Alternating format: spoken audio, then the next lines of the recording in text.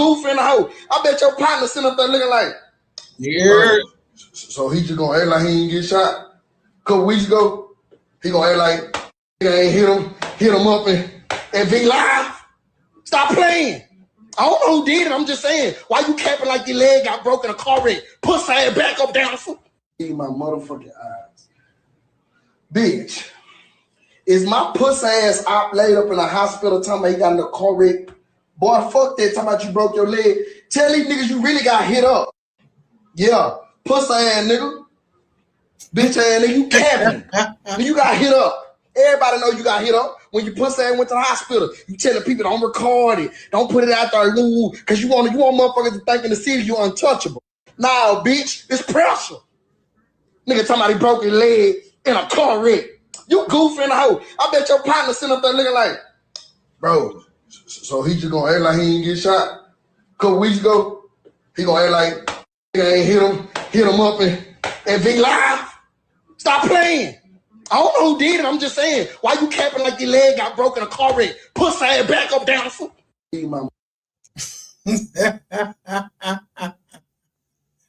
Yeah.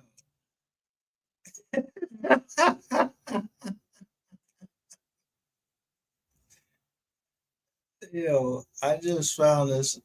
I found this channel, and I seen these people. This person coming up, putting some MO3 joint out on TikTok. I really don't like being on TikTok, they said, but I came on there, and I seen a couple joints that I like, but she got a lot of. If you see, she got a lot of stuff on here.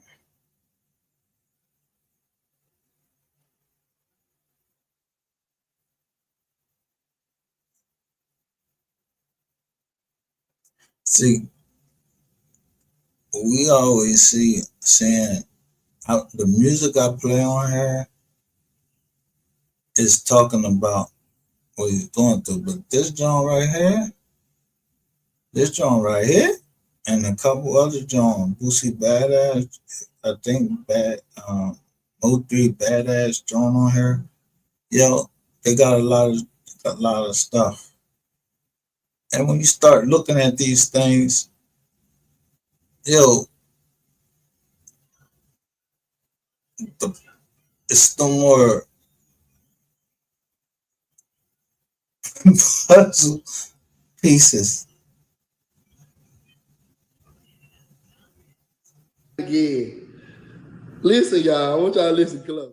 Hey, what's up, Freddie? Yeah. Hold up. Nigga. Seen a nigga running down the street, boy. Like, I done seen a nigga, he wasn't running from the pipe.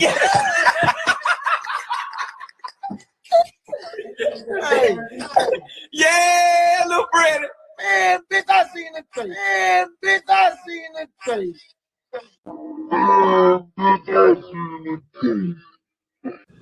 Listen, y'all. I want y'all to listen close. What happened? Because,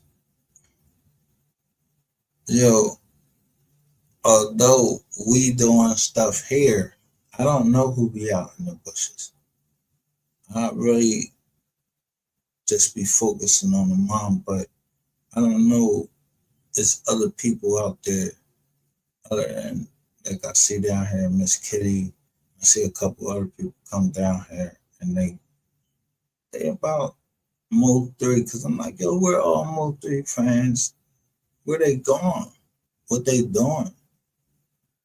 They doing the work the mom said, and I'm on a different tip with this because I'm trying to get at the niggas that did it, and some other people just showing that it's a good side of him, and I want to show the good side of him. I want to drive out these fucking demons, like, and on some real shit, because this John evil down here. The TikTok is something is something different. So, but it's also a way to troll, and it's also a way for me to see,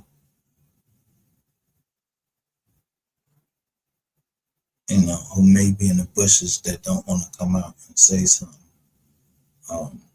They may be looking at another channel or something like that to try to, I don't know, just try to see the involvement of people. So we don't get that strong joint. And I'm not looking at these joints to get more viewers or anything like that. But I do want to show some of the things, the good side of MO3, because we don't get to see the good side of MO3. We get to see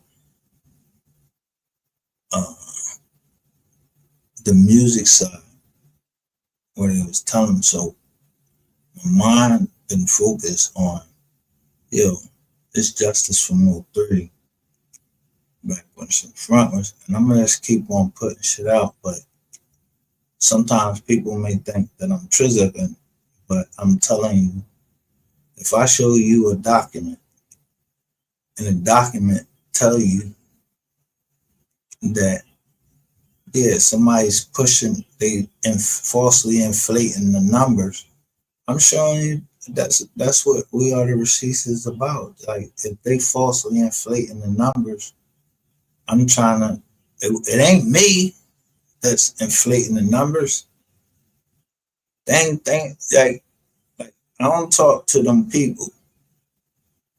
I don't get on no stand, testify, and say, yeah, they inflating numbers. I just be saying shit in the junk because the numbers ain't matching up. Like, you got all these fucking viewers, you got all these subscribers, but when you go live,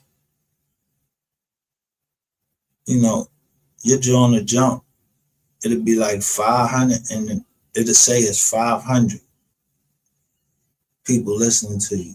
As soon as you go off, that shit jump up to like 1.5. So I keep doing these little jumps where I put up a short, and I just hashtag long live 3, and then I'll put something up in there about like Sean J. Things like that I find funny. But I be wanting to see shit like this, man. And so, like this boy was, when that dude is saying that he taught this boy, he had to teach this boy how to act, and I'm just like, and I can't find the video no more. And then I see somebody else playing the video. I'm like, what the fuck are they doing that dumb shit? And then like taking people numbers away, shit like that. People will say that I'm paranoid. I ain't paranoid. I'm fucking careful. I don't trust a motherfucking thing that most of these motherfuckers doing on YouTube. But this is a TikTok trend, and I've seen this name somewhere else before. So I'm just trying to meet up with like-minded people. I don't know if you guys in the bushes or whatever, but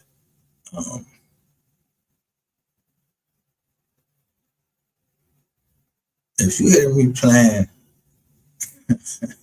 and I'm talking, just look. It say room 901, and they were over here. Little bro. We so on loud going hard. What that, man? Man, little bro, you seen that old ass nigga fool? That nigga here, hold on. Shut your bitch. Man, they was gone, fool. Trying to hear. No. Here you got the backup dancer.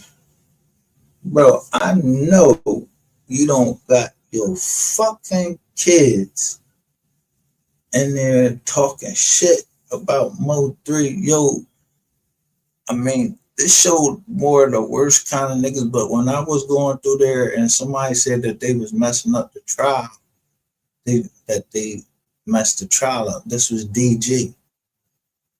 Yo, y'all some pussy ass niggas, man. Niggas really try. Yo, I mean, it makes me angrier that they doing this shit. Like, yo, but I already seen it from one side and looking at, you know,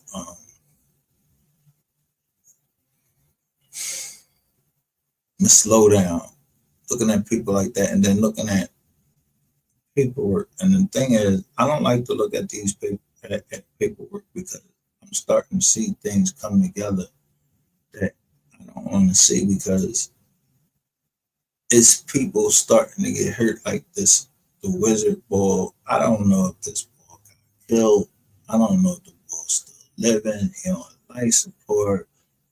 So you really don't know how to.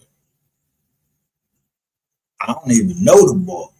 I mean, it's still. I'm still the same. Like, yo, I don't know nothing because I don't know nothing. I wasn't there. But then I seen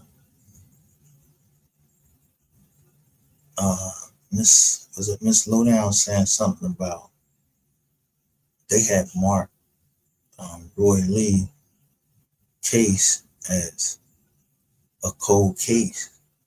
And I'm saying, hold up. Here, I think between the time that Roy Lee, Bubba, and MO3 passed away, now we up into like 6 years. So people can spend that any type of way that they want. And Rainwater, as long as he can concentrate on one aspect, like Facebook, and then have the MO3 sector concentrate on things like YouTube. And so if I don't put up no paperwork, you niggas is only coming over here because you want to see who telling so you can do what you gotta do. Let me change the direction of this and start showing what his mom said. She wanted the foundation was about showing the better side, just that good side, that laughing side, just personal things. Like, you know, just like personal videos of him where he said certain things that I can't find anymore because they're trying to scrub it from, or they think they can scrub it from the internet, but they can't. You can't scrub your internet, but it gives you an understanding of who's hacking your computer. If you ever have problems with your phone or your computer, you know who is messing with it. You know it ain't MO3. And so when I see stuff like this, I don't have to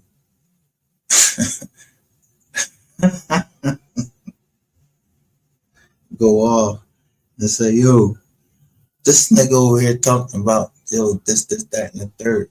When these people are really down on like TikTok.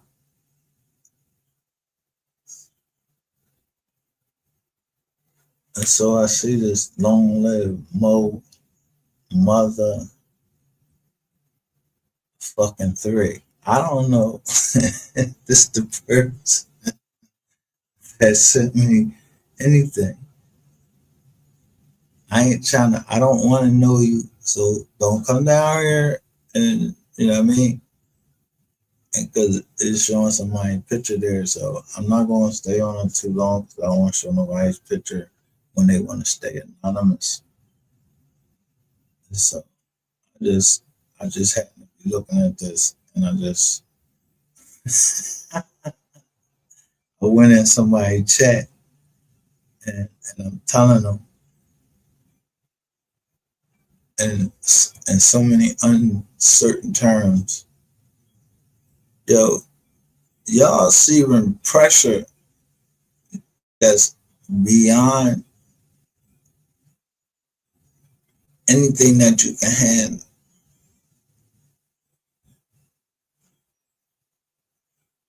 Stop acting like, you know,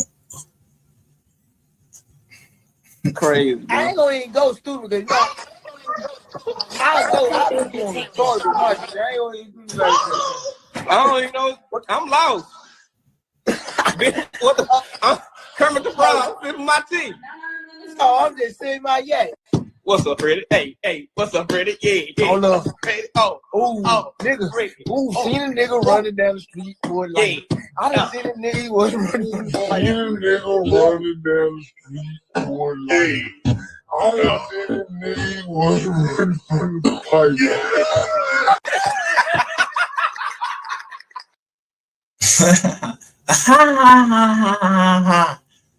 That's why you on trial. That's why you on motherfucking trial. Whatchamacallit, and the back up dancer, self snitching. But see how I got the drum wrong. So I'm gonna say that I'm gonna use this under the Fair Use Act because they got their little joint up here.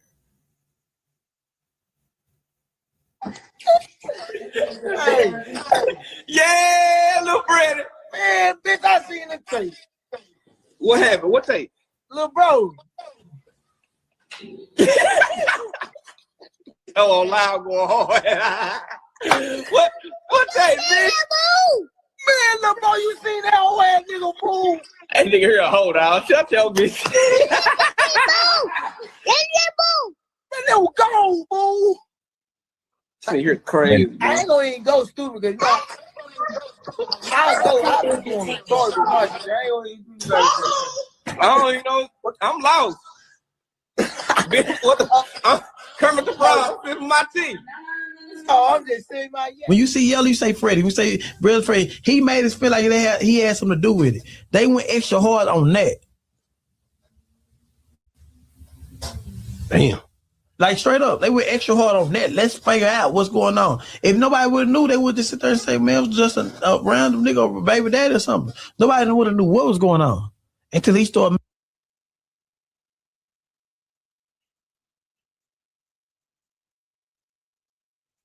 Now, this was posted 11, 10, 20,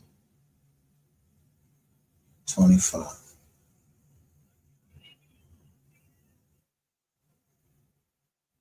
So there's people out here, yo, there's other people out here on different platforms getting this word out. Just sometimes you be feeling weary and you get tired.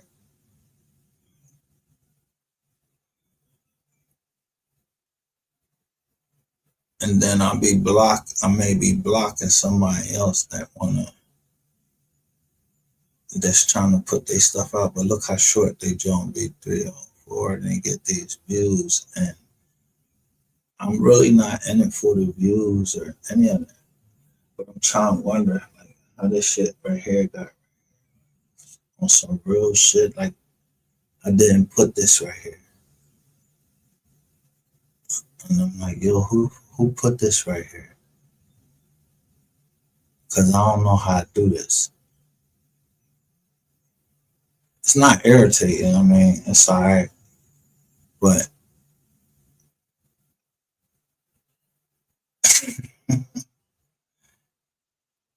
people wondering if this nigga going to jail.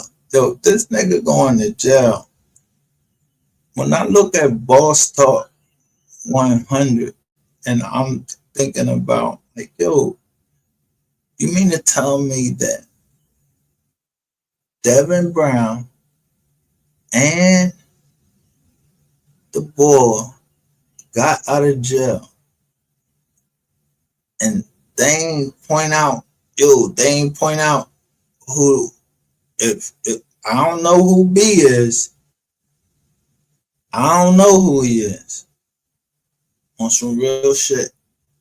I just know that when I was reading that paperwork, who came over. So they went back, y'all went back and made a plan. But I guess you thought y'all was going,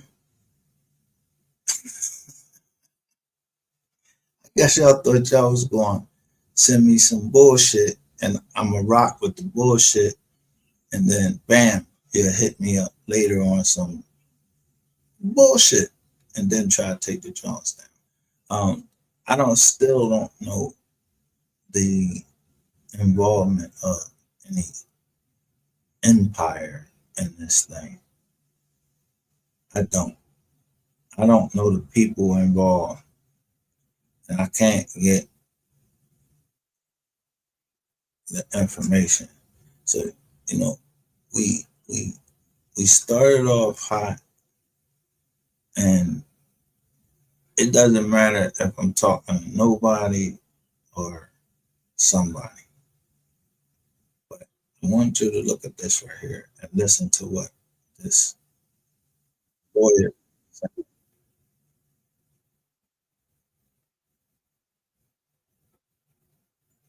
about Google. But shit is changing. The legal landscape is changing. Some people want to see certain things on, happen. They want to see the courts doing some work. But I be looking at the court stuff and trying to explain it to some people, they might not understand it. So I'm gonna just, like I try to let the lawyers. So I want y'all to listen to this. Let me share my screen with you. And it goes with the title, said what the court just ruled about Google searches that might affect you.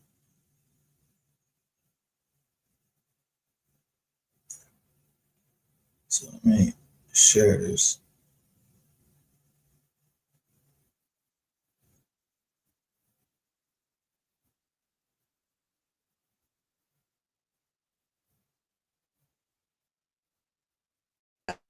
And whether that can connect them to a crime at all. And so Kevin, who's a good friend of the show, sent me a note last night. So Steve, check out the story from Pennsylvania, where Pennsylvania's Supreme Court allows authorities to access your search history without a warrant. Google's fine print may cost you your Fourth Amendment rights. This is written by Kevin Okemwa for WindowsCentral.com. The court says that accepting Google's privacy policy waives your privacy rights, allowing warrantless access to search, because privacy and security are among the most sought after elements when users are selecting a browser for their day-to-day activities. It's something you think about. I've actually looked at different browsers and which ones are more secure. For the longest time, your browsing history has remained exclusive to you, except for speculation, of course, that companies like Google and Facebook are tracking your digital footprint and using your search history to serve you ads. And we've talked about that many times. Well, the Pennsylvania Supreme Court recently revolutionized the way we view privacy because of a long-awaited ruling in a case called Commonwealth versus Kurtz. And so to understand the case, you have to know that there was a brutal assault. No question, there was a crime committed. And the police were trying to figure out who attacked this person. So in the pleadings, they addressed the person by their initials. But the authorities were thinking about the idea, and they came up with the idea that the person behind the crime might have searched Google for the person's name or address before committing the crime. Now, understand, this was sheer speculation. They had no idea. Now, that's Pennsylvania.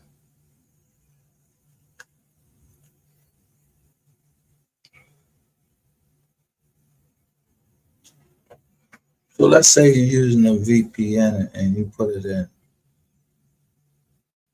you change your where you from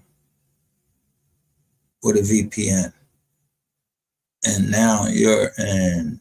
It says your browser says, "Oh, the ball is in such and such and such and such." Those for that area, that's where you're gonna get it from. So it made me think about like, yo, why this ruling come up 5 days ago? I don't know. I be in my head sometimes. I don't like to get involved in anything and don't get all the way to it. Don't finish it.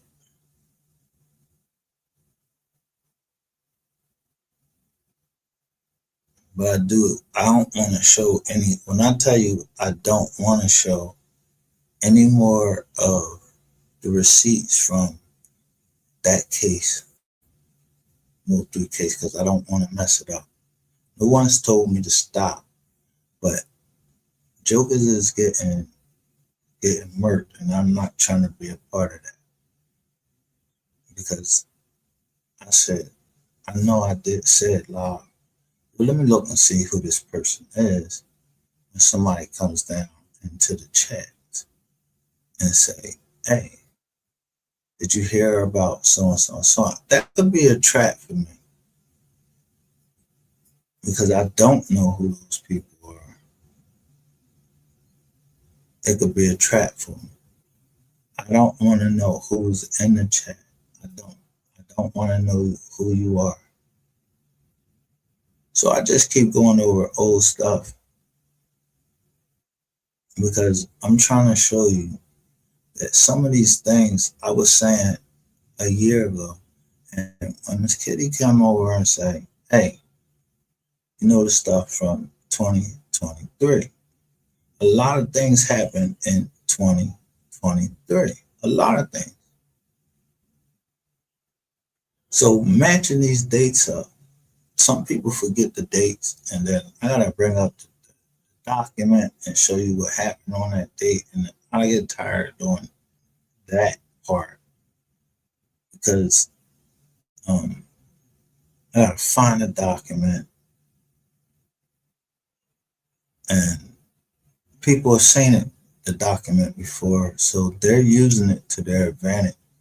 And so when I seen the little ugly ball, what's the name come across my screen, first you ask, why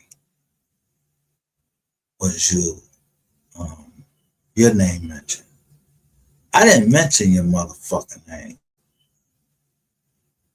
I'll put your name right in the title if I got a problem with you saying something about MO3. I'm gonna put your name right in the title. And I'm gonna see you come over here and combat that. I'm gonna see you come up here and say something. Yeah, like, I mean, I was on Sean G Top. The motherfuckers is acting like they scared of Sean G. Man, fuck Sean G. And everybody might not hold that fucking sentiment because there's a, let me see what I call it. Somebody already put out there he was the boogeyman. I don't see no boogeyman shit on this thing, on his paperwork, but I don't keep showing his paperwork. I just show the shit that, yo, you touch kids and you got this one charge for his thing. But I did show Sean G's when he was in jail. I showed his whole joint. I showed a lot of these niggas whole joint, but there was nothing like last night to see Sean G goes live finally. I don't think that's the first time.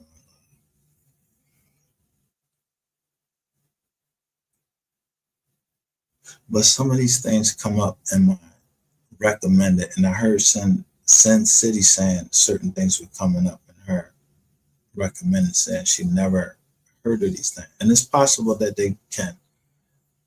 like everybody's not seeing this part about MO3 or saying that part about MO3, or they're not getting notifications for the receipts because we have problems. Because I have a problem with the whole MO3 sector. You even using your name as the MO3 sector, I think it's very distasteful and it's very disrespectful.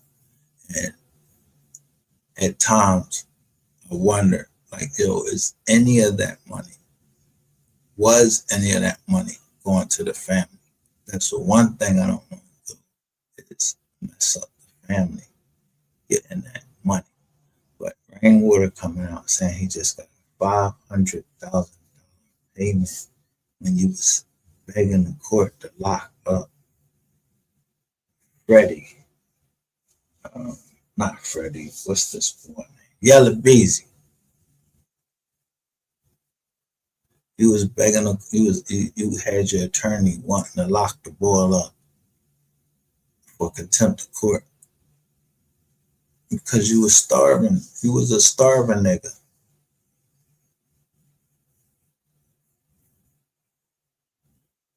So it's easy to discredit me because what am I?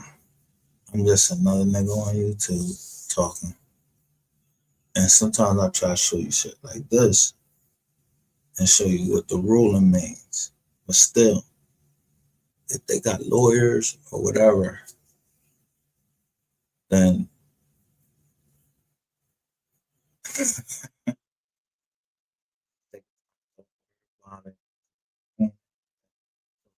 a lawyer. And he's talking about Google. And I've been showing you, Google been having problems lately. And I've been telling you, Google is a publicly traded company. There's rulings coming down in the court, even the court right here, the state court. Somebody could have been trying to set me up, but I'm gonna play this right here. And I'm gonna show you how I look at the law. And I want you to be aware of everything you see in this man's background. I always tell y'all, I'll be looking at the background.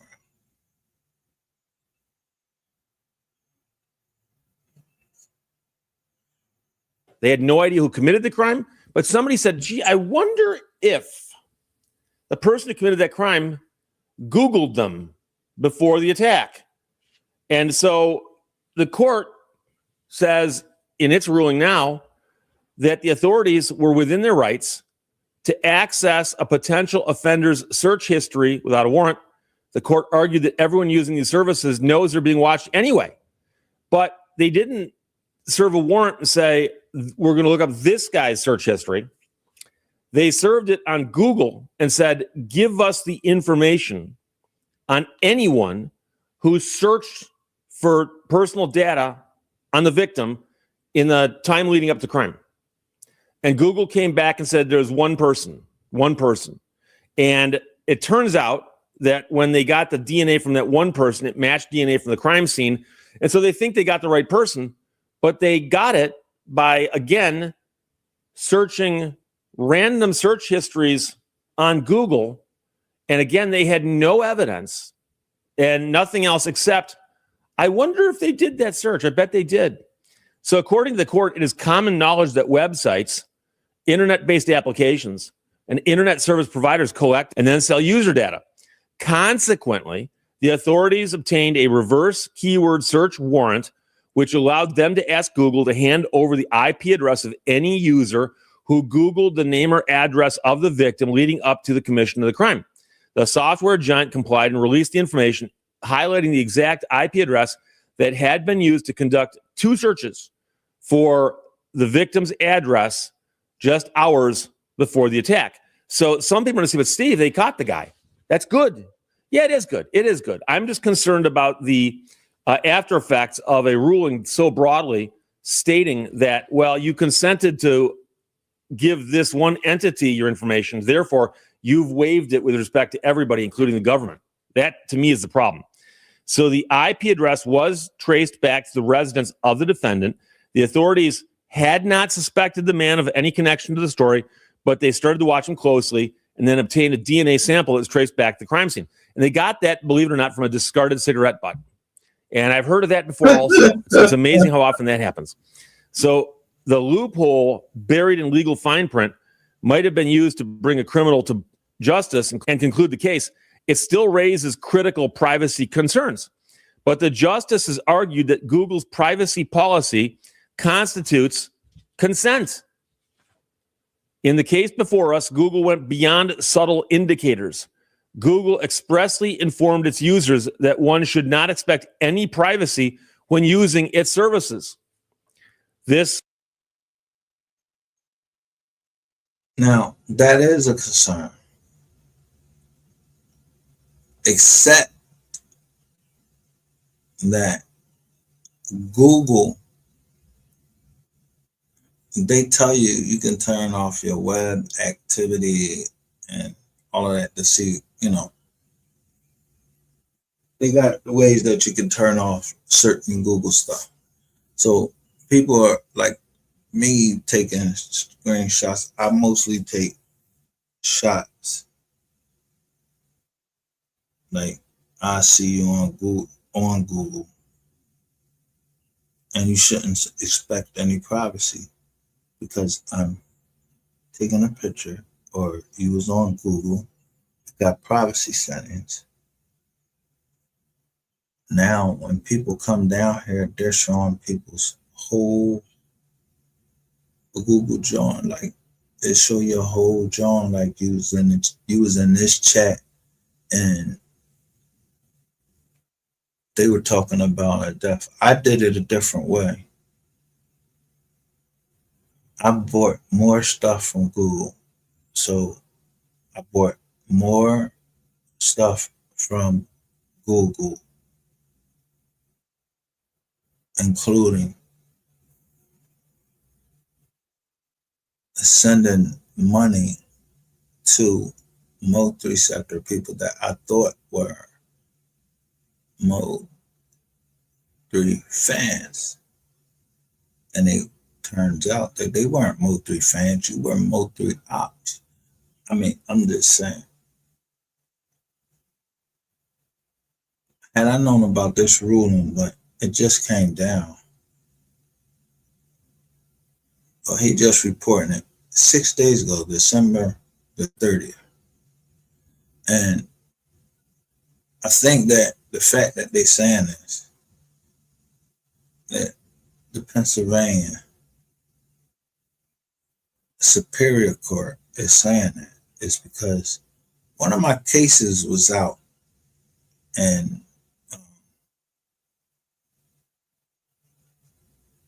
I was doing Google searches on a certain bank, and this is how I found out that it was people here on YouTube that was doing this. So that means that you were doing it. Now, although this ruling comes down to privacy amongst the Commonwealth of Pennsylvania. In one sense, it could be bad. In the other sense, it's a good thing, because if I'm searching into the murder of somebody that's in another state, I'm not searching because I did it. I'm searching because I'm trying to see who you niggas is. You Negroes. I mean, and that's as simple as I can put this case. But lately, there's been, you see this right here? Look.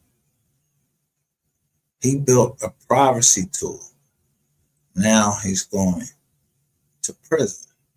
See what it brings up?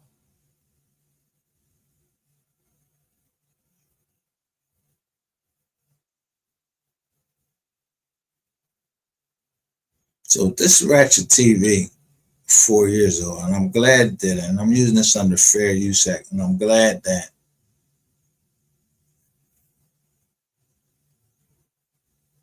right here in the corner, you see right here in the corner? And then you see all these mics behind him. But this specific one right here, next to this yellow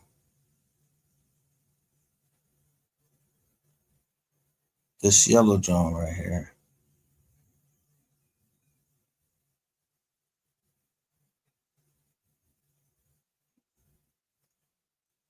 It gives you hope. Something made me feel like, yo, this mic is being tapped. And it say blue on it.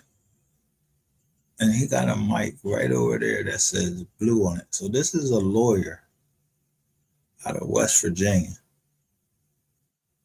He has a mic over there and it say blue on there.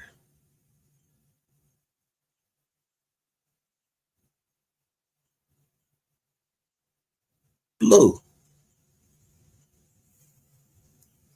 Now, the way they spelling it, it's a different way, but I don't know where it comes from. I didn't do all the research on it, but I just knew I wasn't using that fucking mic no more. I had to go get me a mic. I was staying up all night because I'm like, yo, this, like, how the fuck is these motherfuckers getting into shit? But I knew it had something to do with the mic.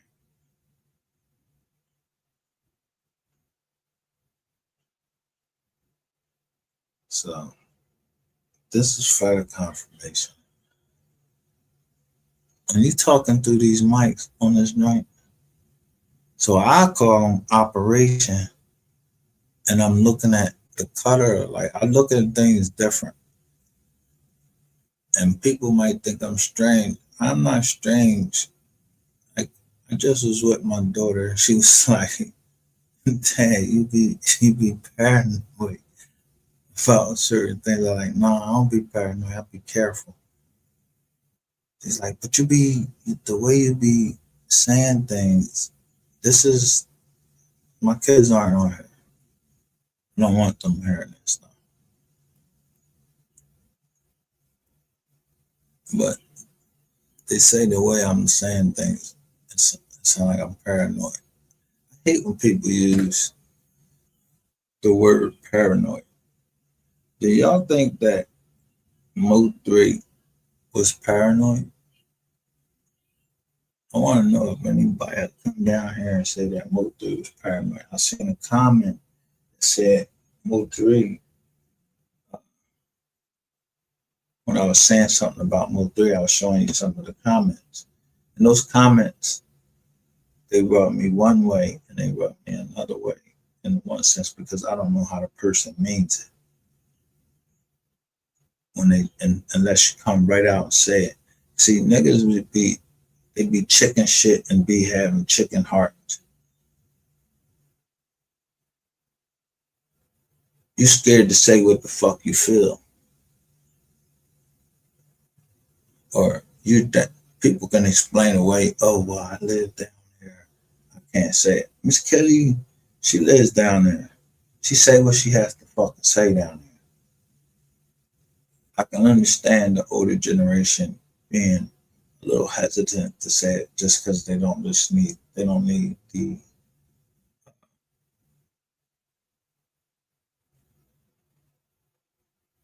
harassment, I would say.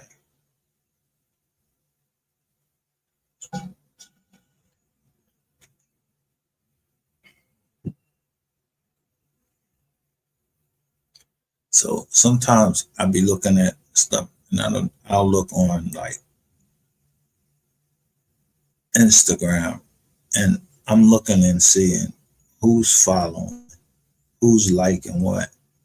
Just like I feel like people are doing the same thing to me, that they're seeing what I'm liking. So I be trying to throw them off, and I like a whole bunch of shit right in a row. Even if I don't like it, I might just like it just so people just don't know what I like. And it might not have anything to do with MO3. And that whole time they're trying to build a profile of you. But I think by now, form the foundation and basis of the court's argument no, that users had already signed away their Fourth Amendment rights by agreeing to comply with Google's privacy policies. So you've agreed to let them use your information. Therefore, it's fair game for anybody. So the court argued that users could avoid creating data trails by choosing not to interact with the internet. So that's the only alternative that you got. That we can stop acting with the internet, which is supposed to be the worldwide internet. So we don't have our privacy violated.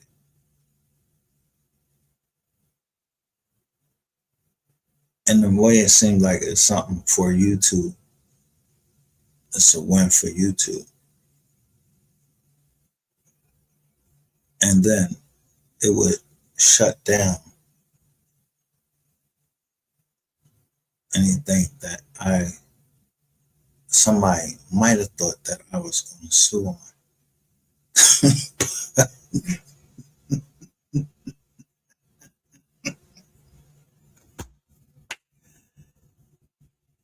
Oh boy. Since I'm in Pennsylvania and I've registered these companies in Pennsylvania and some in Delaware, yeah, this shit don't really matter to me, but it helps me. Because you look up my name, it's a white guy. You have to keep going, click, click, click, click, click, click, click, till you find one thing. Now, I didn't read the case, and I'm interested to see if Google has partnerships with any of these not ancestry so much, but these things, these generic skip, like they like skip chasing their ones. So I had to be up here explain. So when I show, and anyway, it wouldn't apply because it's not retroactive if they're saying that it's privacy and it's not a statute. And I was saying how is these people in Texas, when they signed that document,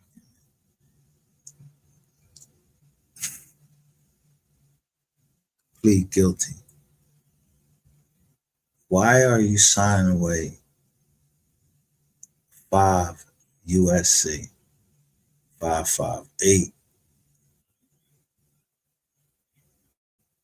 And then Texas must have already had the law, or the feds, or no, Texas, because Texas was already doing this. So it must mean that,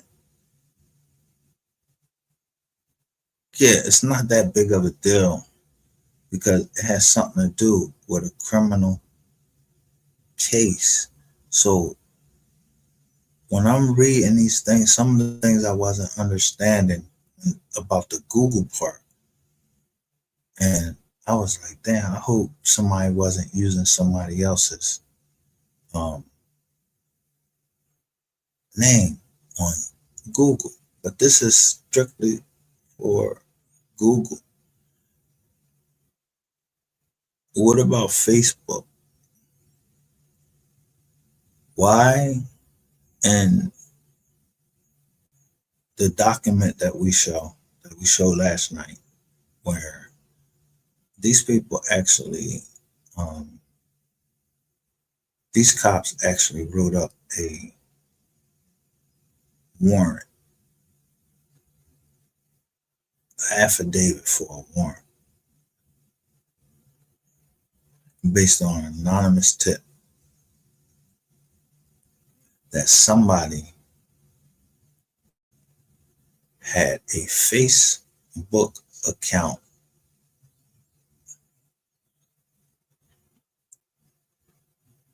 and then they blot out the Facebook account. But when they're starting to ask for discovery, they're asking for Google. But the people themselves so shooken up that they are actually saying this shit live. I mean, yo, when I say live testimony, this shit damn near like law and crime, like you watching the trial, you watching the trial of who did what. And the people think that they shouldn't be worried because, yeah, somebody said that on the internet. And I may have said, like, yo, tell you that they doing this for clicks and views. Well, I'm reading the law and I'm thinking about Miss Lowdown saying, yeah, this case is definitely going federal. And I agree with her. But I'm saying it's going federal because of the wire fraud. And when I say the wire fraud, I mean wire fraud is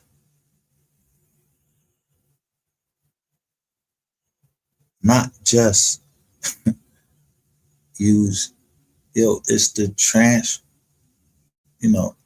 transferring of money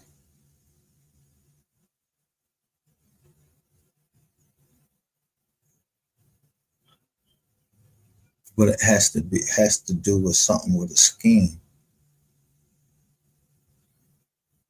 for it to be wire fraud.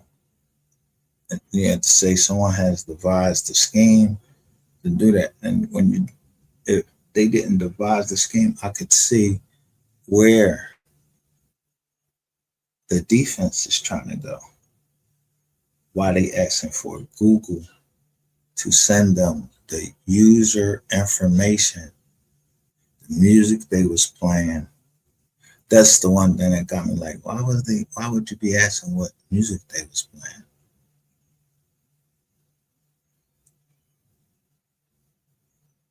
And it made me think about that fucking car that's going by. Who getting off right there? Somebody's getting off by just riding past and saying,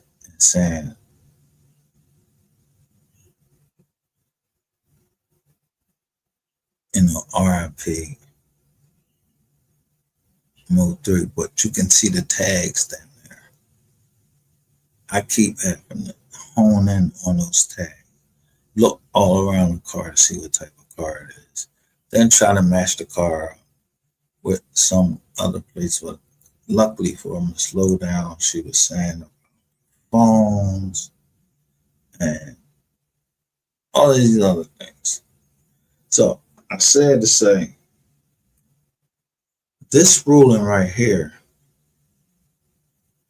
with as much stuff I looked up on MO3,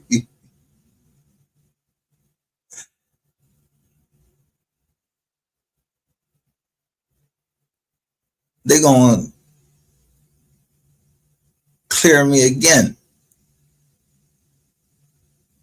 because I don't know MO3.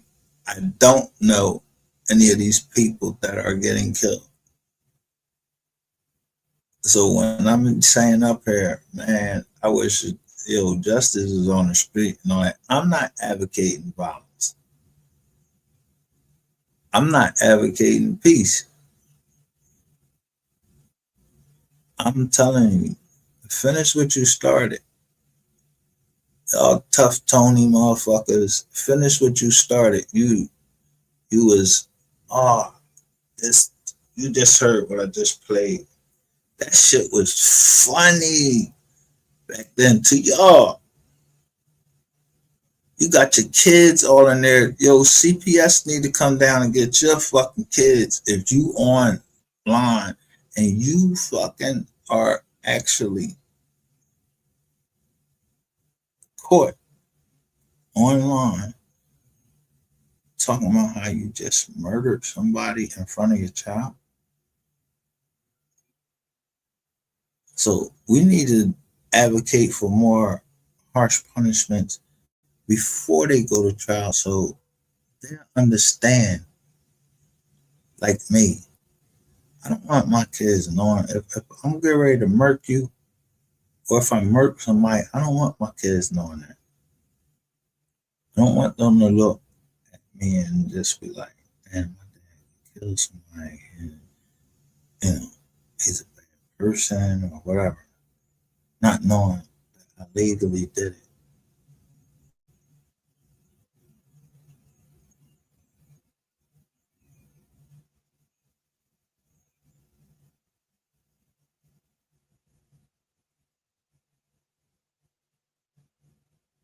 And then have rainwater say going off on somebody because they endorsed, they liked something where it was saying somebody got killed and they liked it, and then now you have all these people crashing out.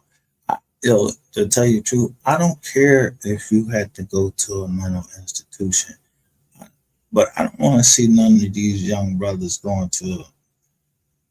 If you had something to do with it, we surely ain't trying to see you go under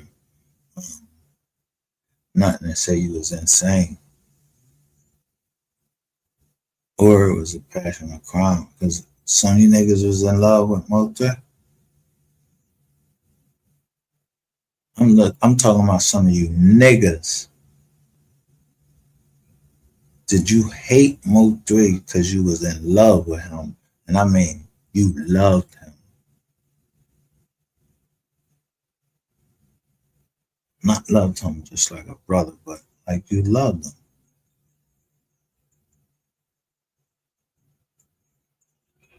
Because who wanted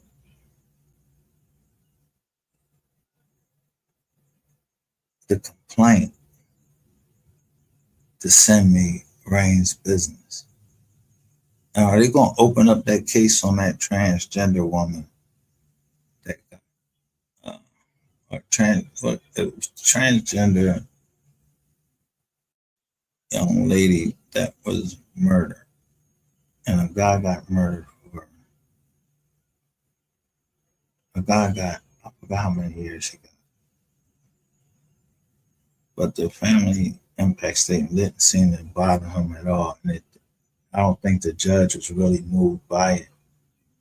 So, now these jokers are getting years for murder instead of like up here is getting LWOP.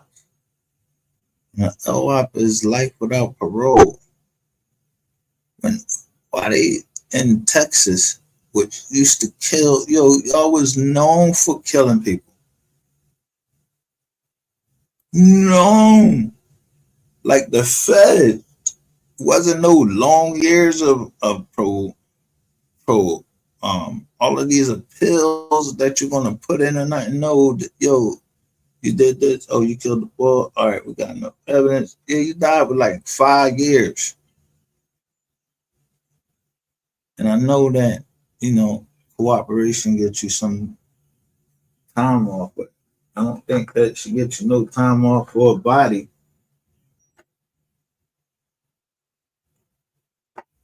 And I mean that, like, getting time off for a body. I just was on the phone with somebody. And they told me, like, yo, stop yelling this boy name out. He cooperating. And I call him my homie. He's still my homie, but I'm not going to talk about him anymore. I didn't know. Yeah, that some of this is happening because it's coming out of Philly. Yeah, some of this shit is coming from Philly. You just got the wrong person. But I did say in the feds, yo, you can have the biggest guy walking around like, yeah, these rat ass niggas. And yo, they really be the ones that's ratting. In Philly, in the feds, we call motherfuckers used to bang on a wall, like make a beat to it, and be like, yo, I got down with the dream team. Then I heard, I can't remember the song I played last night. And I heard someone say that they was down with Tuffy. I believe I heard them saying something about Tuffy.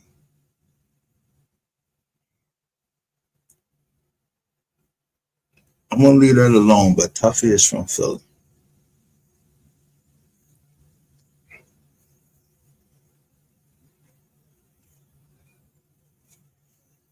And when I say I don't mess with the Rolls and Noses, I don't mess with no Rolls and Noses.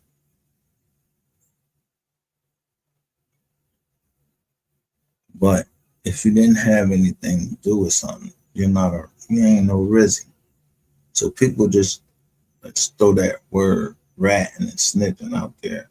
I'm connecting these people to the crowd, and I think that some people don't believe that these people are connected. And I'm telling you, they are. From the outside looking in, I'm telling you, they're connected. This wasn't just about killing MO3.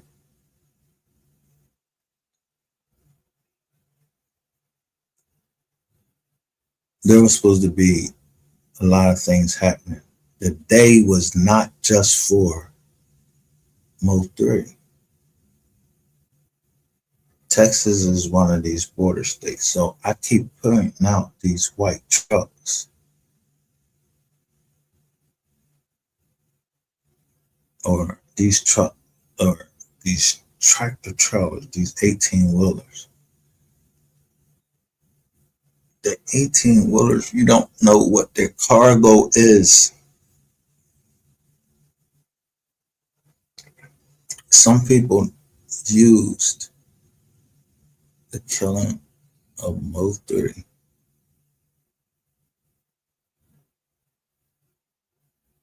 to move children. And I can't make this up. I wouldn't say it if I didn't know it. Some people involved in the death of MO3. That if you listen to MO3, those girls, they said that he loved the little kids, like he loved kids. Like not love them like I want to hug on them. You know? No, he loved kids. There's everybody just, I mean, you would think that most people love kids. Not that they want to get in the bed fucking with them, but that they love kids. So in my mind, that's all I can think about is saving the children, not having the kids, MO3's kids, being burnt out of their money. But when you talk about $10 million budget, MO3 had been rapping, and it makes more sense now. MO3 had been talking about Siobhan Rand. I could not understand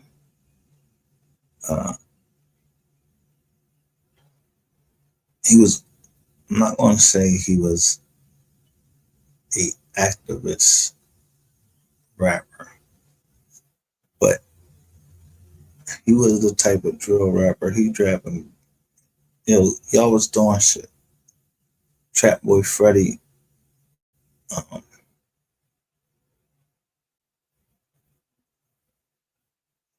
Trap Boy Freddy, and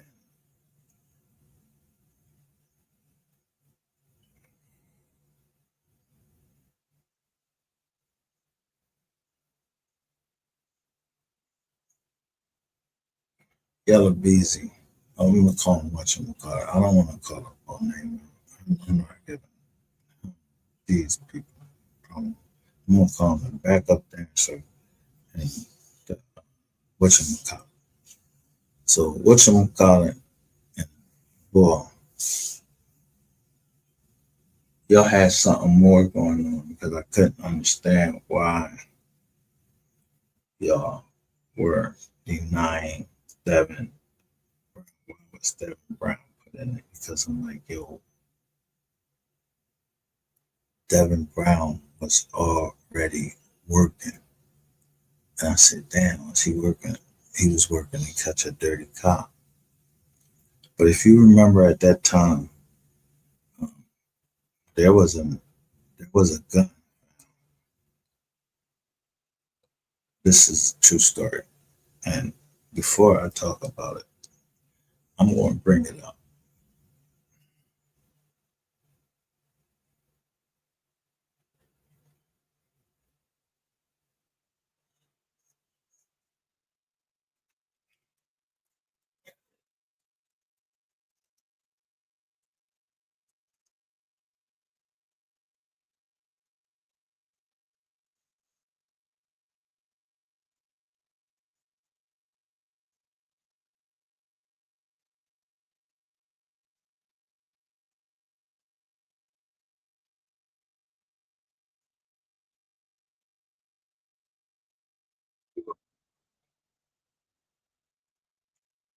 Use this on the fair, you say.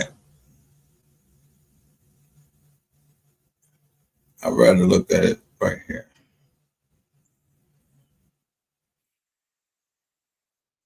I won't go through this whole thing.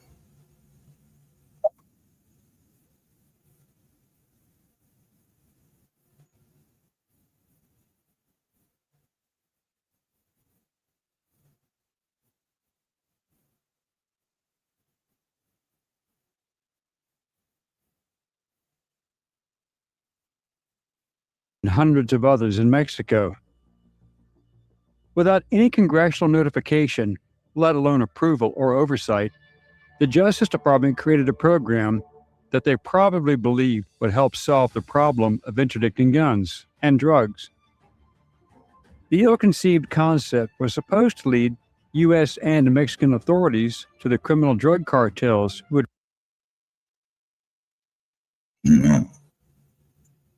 You know, when they make a big bust, most times they show you the guns.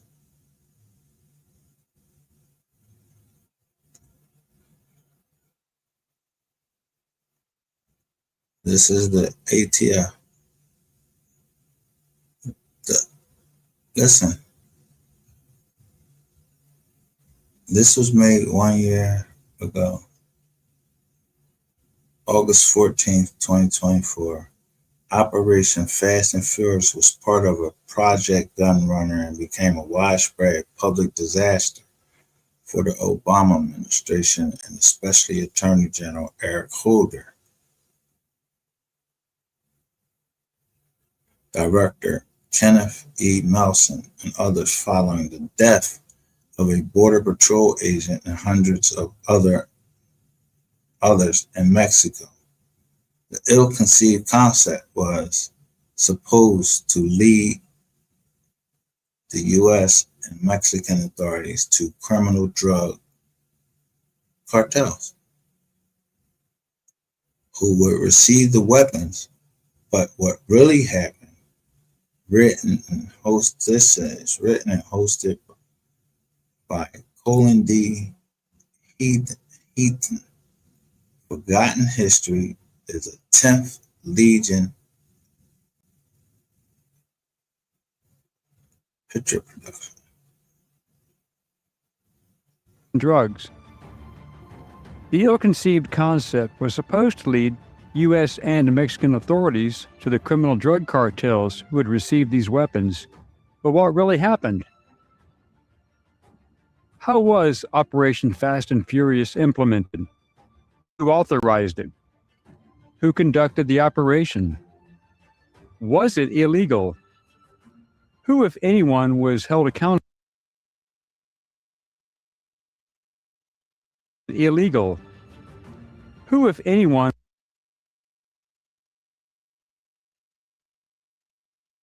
was held accountable?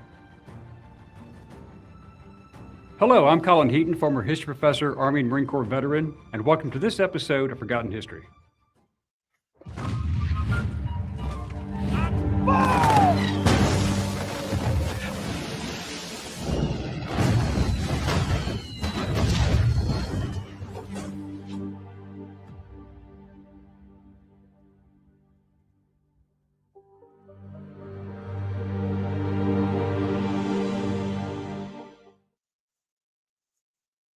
A meeting was held at the Department of Justice in Washington, D.C. on October 26, 2009, where Assistant Attorney General Lanny A. Brewer, Deputy Attorney General David W. Ogden, Acting ATF Director Kenneth E. Melson, Drug Enforcement Administration Administrator Michelle Leonhardt, Director of the Federal Bureau of Investigation Robert Mueller, and the top federal prosecutors in the southwestern bordering states attended. The concerns were the Mexican drug cartels bringing illegal narcotics and crime across the U.S. southern border. The border state officials were feeling the impact. In their wisdom, they adopted. When the ATF busts somebody, where's the news clip in this?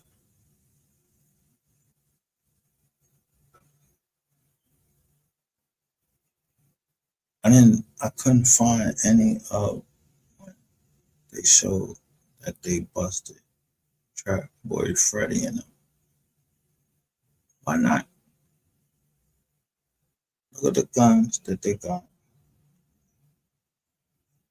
They show the ammunition. You see how they tag? Ball, boom, bam. Man, boom.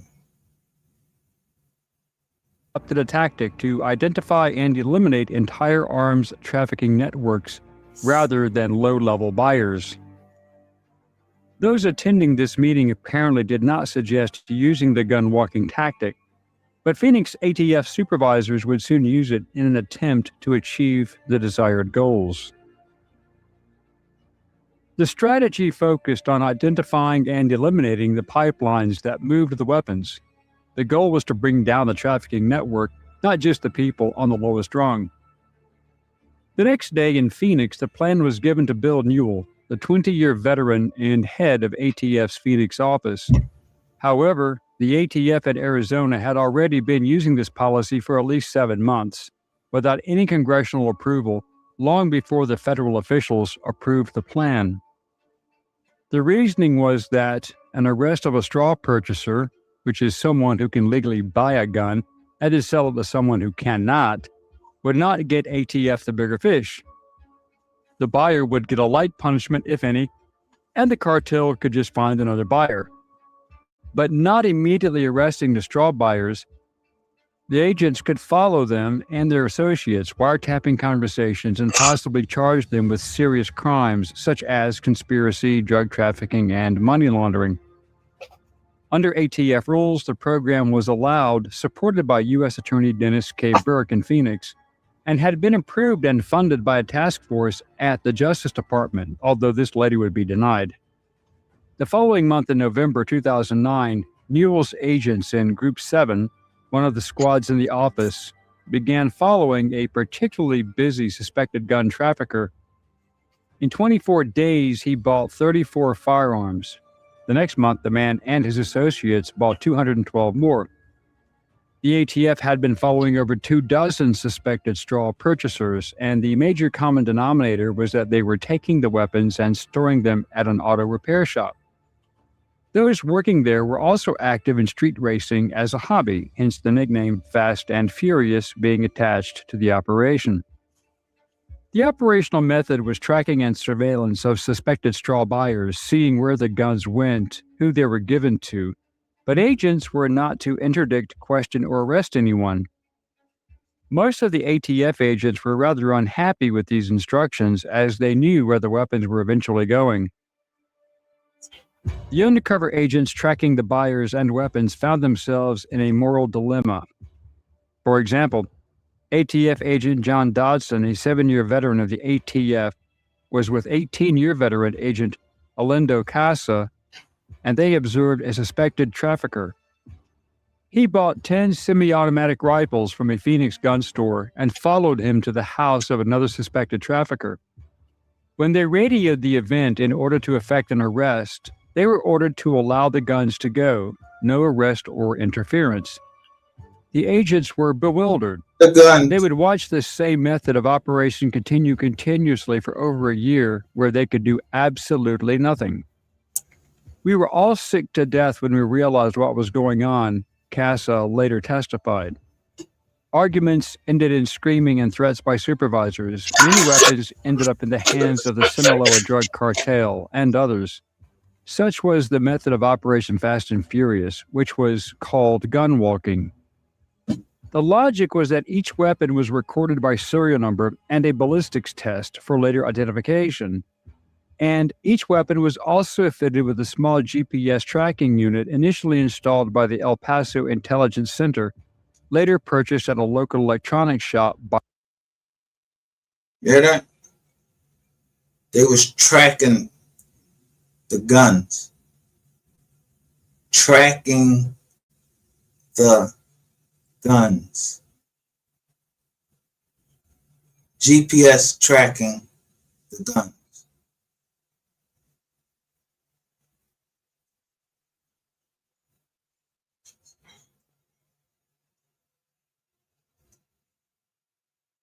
And this is why, and this is one of the things, if I get a gun,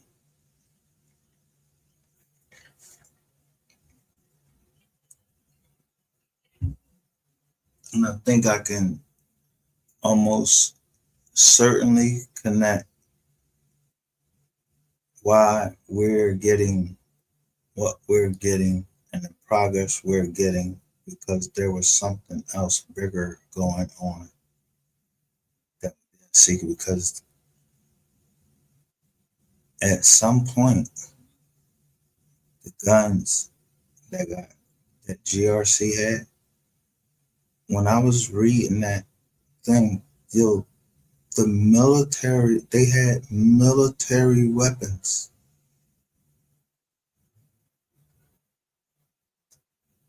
By the ATF.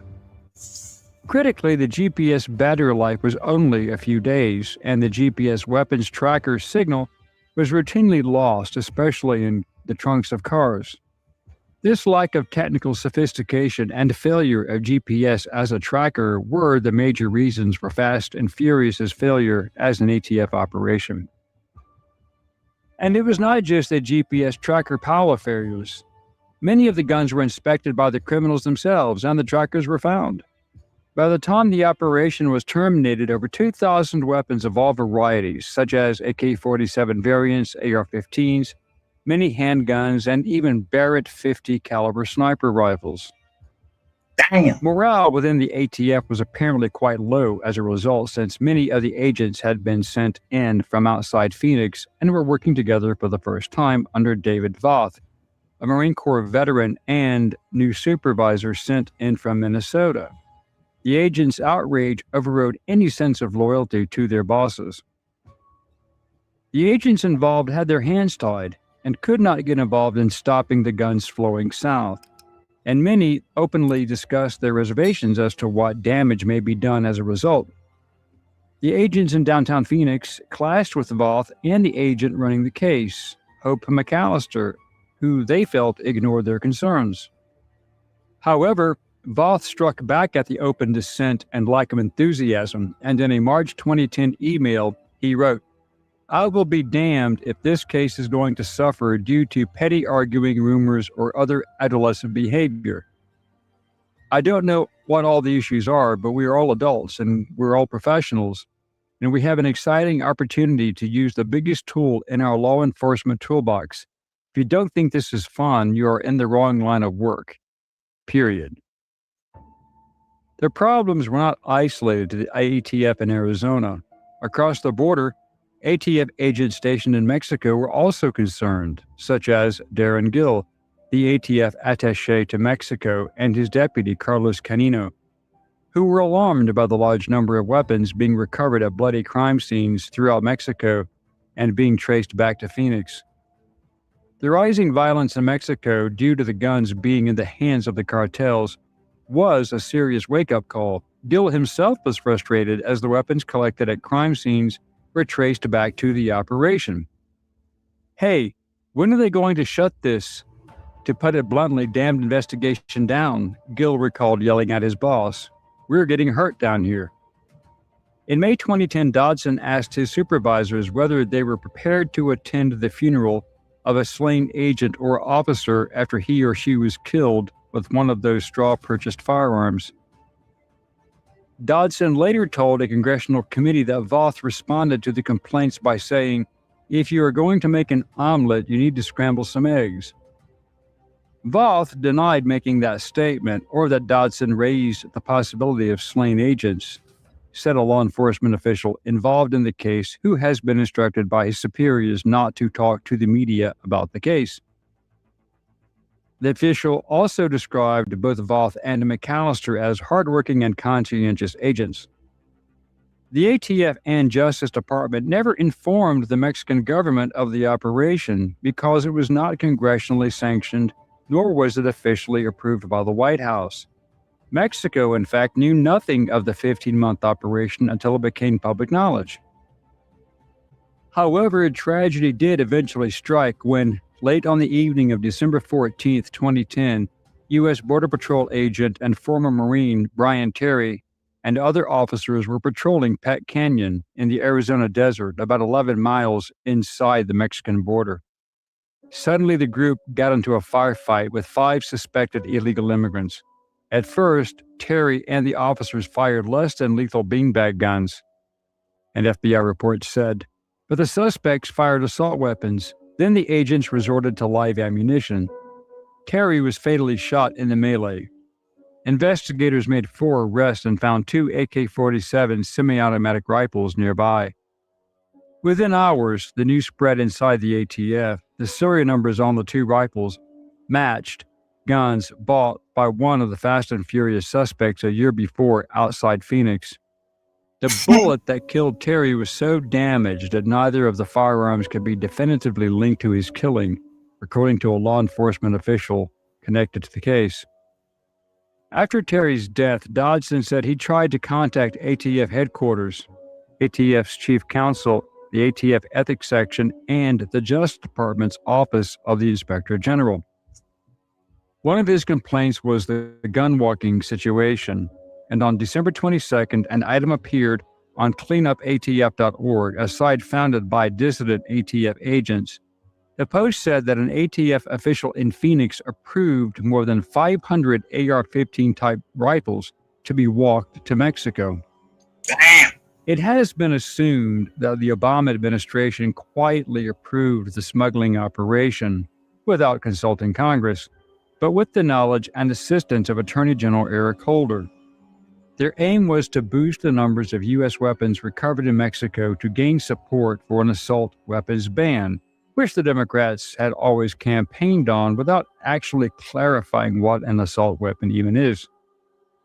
Fast and Furious became known when U.S. Attorney Burke called a news conference in Phoenix to announce a 53-count indictment involving 20 suspects. The indictment alleged that from September 2009 to December 2010, the suspects bought hundreds of firearms to be illegally exported to Mexico. The fallout was almost immediate. Newell was also at the press conference and called Fast and Furious a phenomenal case. The largest ever Mexican gun trafficking investigation, a direct answer to the call to stem the flow of firearms south of the border. But then a quick-thinking local reporter asked Newell about the rumors that ATF agents had purposely allowed firearms to enter Mexico. His direct answer was, hell no. And Newell said that they could not follow everyone and that sometimes suspects would elude agents, which could result in guns getting into Mexico. Unfortunately for Newell, Peter Forcelli, an ATF group supervisor in the Phoenix office, watched the news conference on television. I was appalled, he later testified to Congress, because it was a blatant lie. 2 days later, Senator Chuck Grassley, Republican of Iowa, the ranking minority member of the Senate Judiciary Committee, wrote to the acting ATF director, Kenneth E. Melson, asking whether the gun-walking allegations were true. An answer came from Assistant Attorney General for Legislative Affairs, Ronald Welch, who relied on ATF for his information. He stated the allegation that ATF sanctioned or otherwise knowingly allowed the sale of assault weapons to a straw purchaser who then transported them into Mexico is false. The ATF was caught in a lie. Grassley knew it and wanted the documents from the Justice Department in order to either prove or disprove justice being directly involved, or if the ATF had gone rogue and ran its own operation. Attorney General Eric Holder refused, which meant that he was in fact aware of the operation despite his protestations. Otherwise, he would have said, I did not authorize the operation, and President Barack Obama would not have needed to invoke executive privilege over the issue.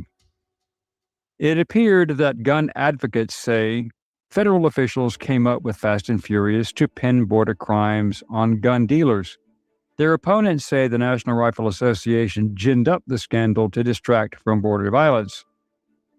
From the report, the major issues in contention are listed below that, showing the evolution of Fast and Furious and the results and the fallout.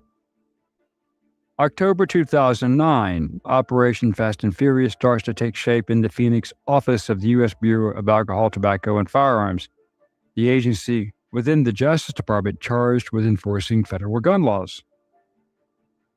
In another case of major fallout, on January 30th, 2010, a commando of at least 20 hitmen parked themselves outside a birthday party of high school and college students in Villas de Salvacar in Ciudad Juarez.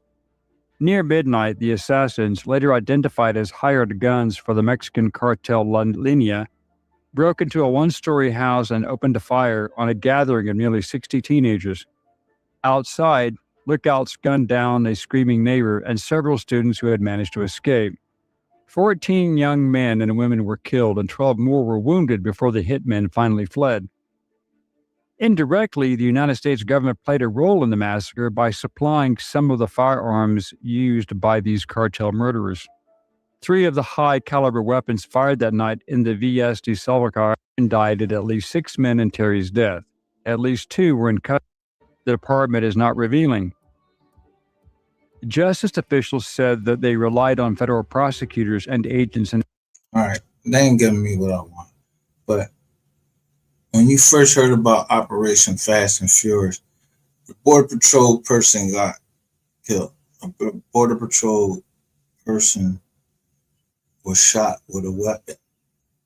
Can't remember the exact weapon, but I believe it was used in several murders from when I heard. So this channel might not be telling us everything, but when it first came out, it was used in several murders, including those of some rappers.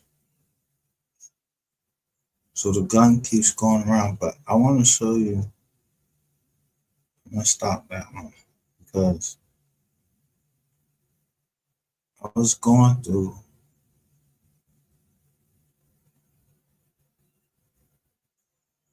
this. I didn't go through it all. And I don't know if I showed you guys but remember I said about Charleston White and the government believing him one time. What's the problem?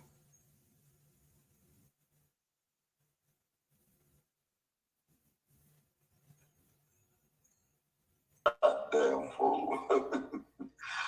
Nigga, you call right now. Nigga, I did that. Me and This is some fair use.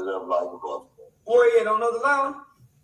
Nah, he just got off the line. Oh, okay. That nigga said, nigga, I'm mad at Charles. I said, what up? This nigga here done sent $600 over here, and he thinking that that's gonna do it.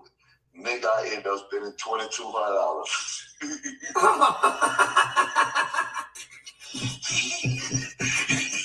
Nigga, I done took these motherfuckers, Uncle Charles, and done sent y'all this money, and nigga, y'all just went to picky shit.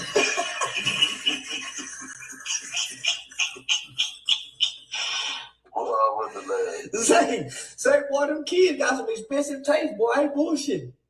Man,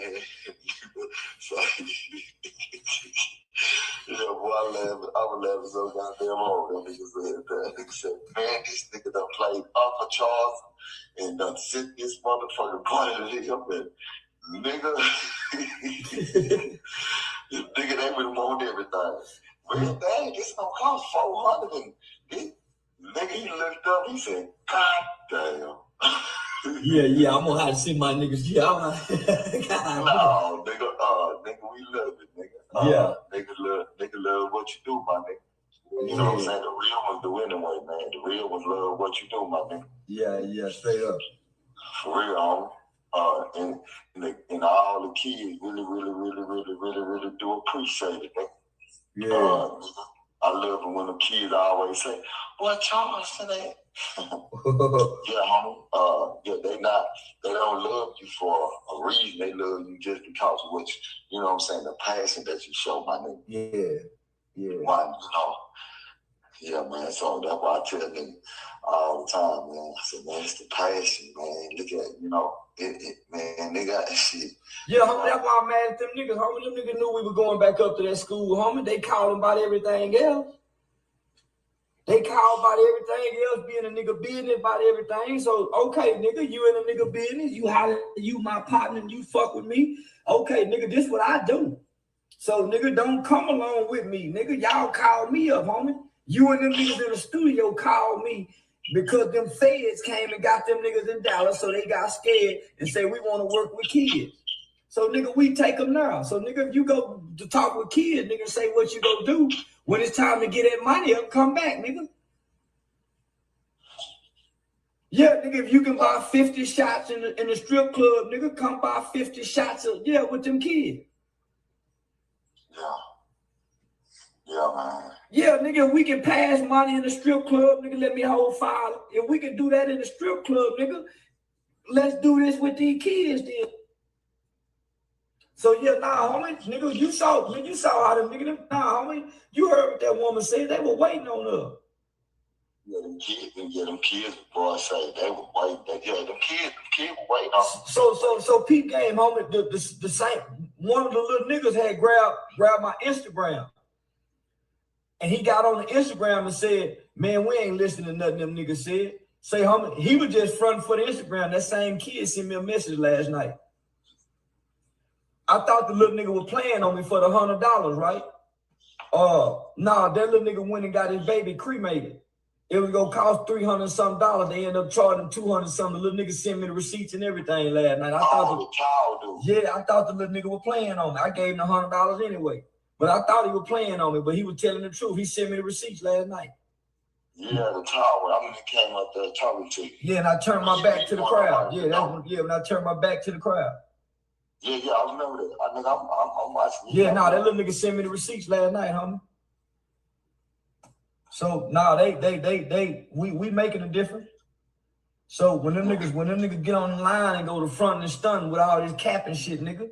Now, nigga, I'm a man of my word. Man, everything gonna be good, man. Yeah. So yeah, nigga, that's why I say everything gonna be good, nigga. So now, homie, wait till a nigga had his honor roll block party. You know? That's what I'm talking about. Yeah, wait till I had this honor roll block party, nigga, because ain't nobody doing shit like this, nigga. Ain't nobody, these niggas waiting at Christmas time and Thanksgiving to try to do something, nigga. We doing something every week, every month. We ain't waiting once a year to do nothing. No, real talk. Not real talk, my nigga. So I'm on. See, I didn't really go look stupid when we be in that high school in Atlanta next week. Yeah, man. You know we gonna keep pushing, man. We gonna keep pushing, bro. Like I always tell you, nigga, you my nigga. I mean, nigga, you my nigga. At the end of the day, no matter what nigga say, nigga, you my nigga. Left the strip club one day, and we went to church that morning.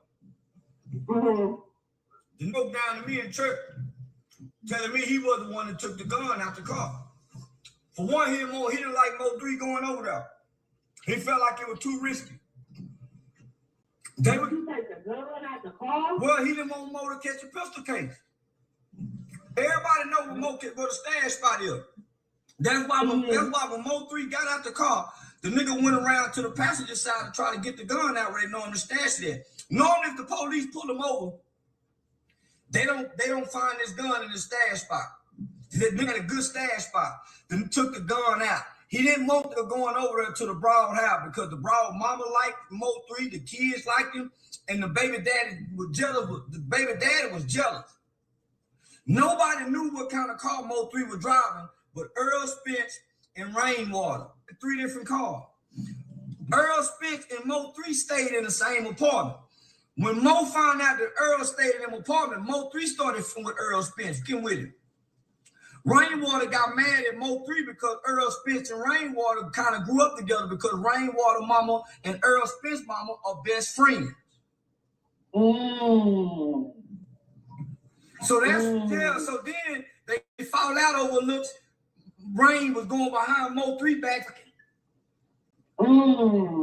Boosie and Mo3 had fell out because Mo3 was finna go sign with CMG when Yo got it. And they felt like they were really using it. Mo gonna give me everything.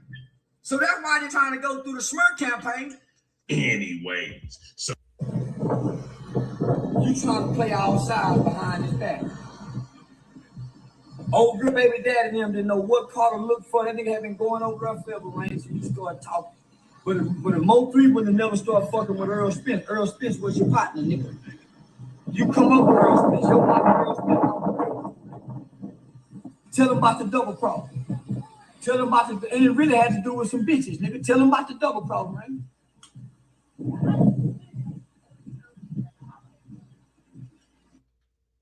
That's why you said Trap Boy Freddy had bump. That you be, because you one of the niggas that came out of young bitches. Every time I see you, you with a new. In Dallas, I don't Dallas. Dallas leads the nation in H. That's y'all, right? Girls, come on. Come on. Trap Boy Freddy, what he do? He go get Earl Spence. Ah, come on, man. Girls, come on. Come on. This nigga. Come on now. Come on, Rain. When it rain, it pour. Say, Rain, come on now. Tell them about the double cross, nigga, with Mo. Nobody knew what the car was.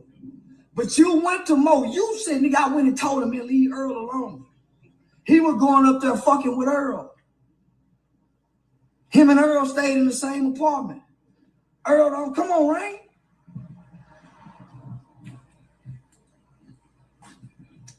Come on, Rain. You gonna lie, I'm gonna tell the truth, nigga. Earl got a lot to do with this. Earl got a lot to do with this. And Rain. Fuck you talking about? I ain't even from Dallas.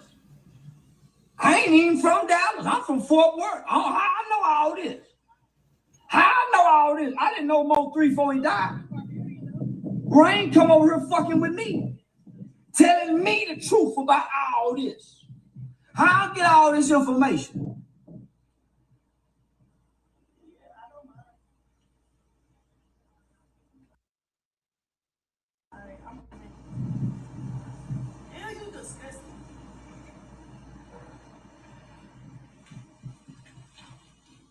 All he had to do was leave me alone, nigga. That nigga know he was supposed to be in that school yesterday. He gonna come lie on me, nigga. So I'm gonna lay it all out on the table, nigga, to clear my name and everything, nigga. This is why this man is saying this about me.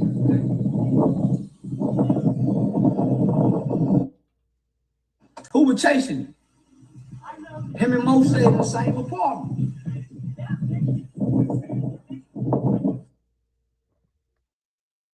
See, this was clickbait because I thought he was going to actually release the call. So this was in October.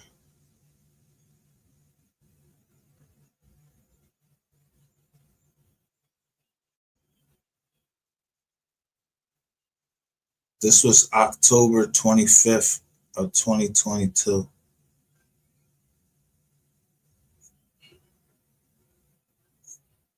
I'm trying to look for these old Jones because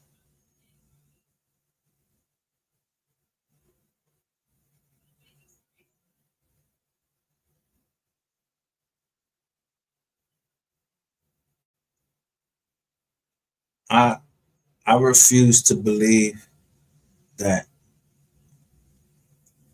this whole case was set up or this whole case is centered around Quatita Dean.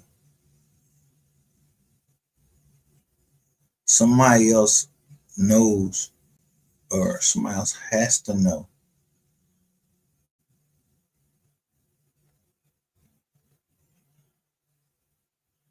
And it's not just starting with the copyright case. It's some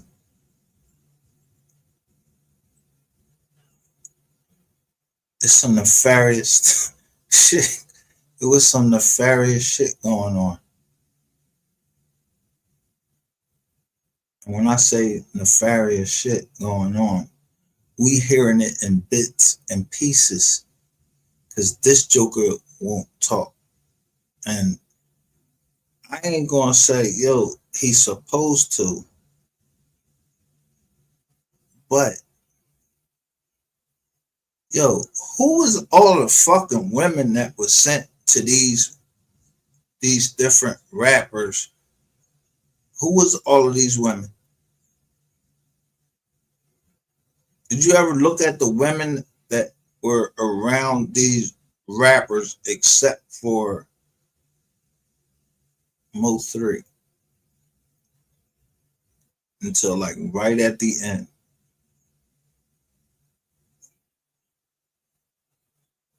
Why did Dolph get killed? MO3 get killed? Yet when we heard everything about Dolph getting killed, we heard it from and what's the guy? That rapper that got killed 5 days before MO3. What was the hurry if it was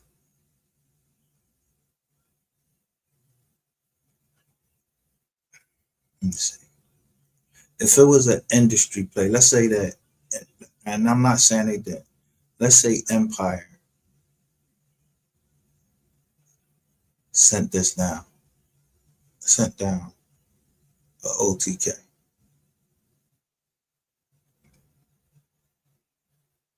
Let's just say that that's the case.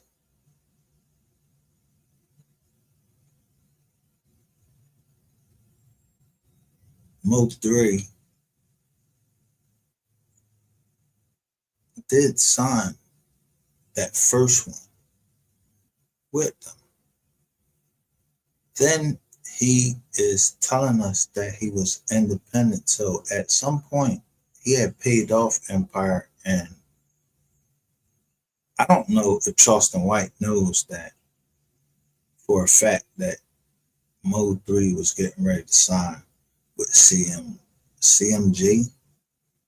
And you know how people can just be in discussion. When MO3 talked about it, MO3 said it pretty much was exploring his options. Then now he puts Little Boot. It's Charleston White that put Little Bootsy in it and Rainwater. And the story gets all tangled up because of the involvement or the alleged involvement of Little Boosie. Now, Little Boosie is a man just like anybody else. Why Rainwater ain't dead?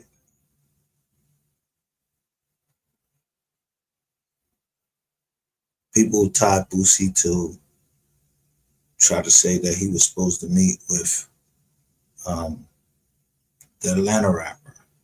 He wasn't the Atlanta rapper. He was from Chicago. King Von. So let me ask you this. If Boosie had something to do with King Von and Mo3, who had something to do with Dog?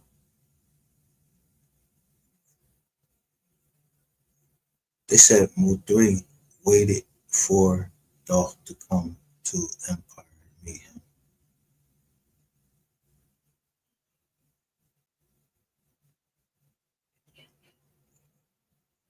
I know everybody remembers that, right? How and who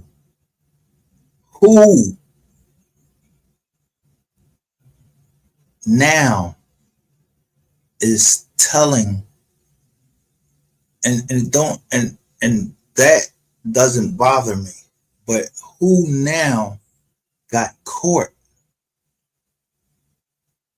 and told on the industry? The weirdest thing that happened since I've been here is what we saw yesterday with Sean G coming out, not answering my questions. I'm saying what I'm saying. You don't hit the link, but he's asking for $30.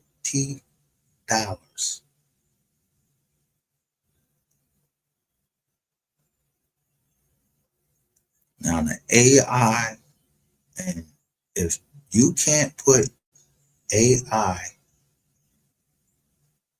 and you can't use robots, what would that do to the music industry and their sales?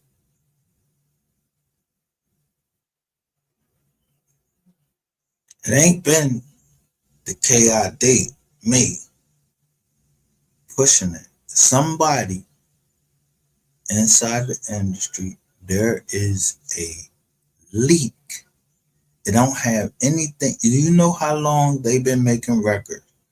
Why in the year 2025 or 2023, 2024, who told on the record industry that they was using bots? They said the boy was from North Carolina. He had a record label in North Carolina. I never heard of no record label in North Carolina. And why the fuck did they come out of the Southern District of New York? I mean, I can't, say why, but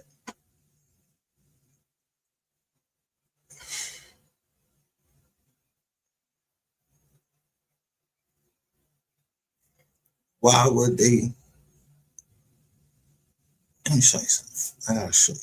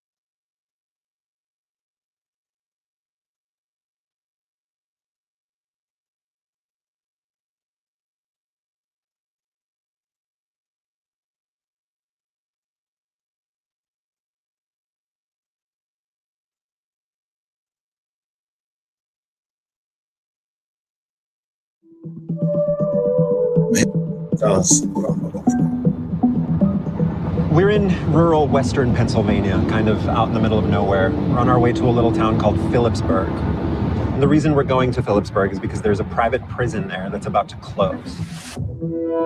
The Moshannon Valley Correctional Center was a prison for federal inmates. But the government didn't run it. It paid a private company to run it, about $60 per prisoner per day, money the company used to turn a profit. As part of a larger effort to phase out its use of private prisons, the government didn't renew the prison's contract this year. When it closed, it took nearly 300 jobs with it, jobs with starting salaries more than 4 times the minimum wage. The area has been economically depressed for decades. That was a godsend to have that facility here. The prison staff didn't have permission to talk to the press, but one guard agreed to speak with us anonymously. Do you come from a corrections background, or was this the first time you had done this kind of work? It's the first time. And were there a lot of people like that? I would say the majority of the initial hiring, there aren't many jobs like this one. What does that mean for you? I mean, are you going to have to change industries entirely? I'll have to make a lot of Still ain't come on. I gotta look it up on Google. I don't know if you heard of this company called BlackRock.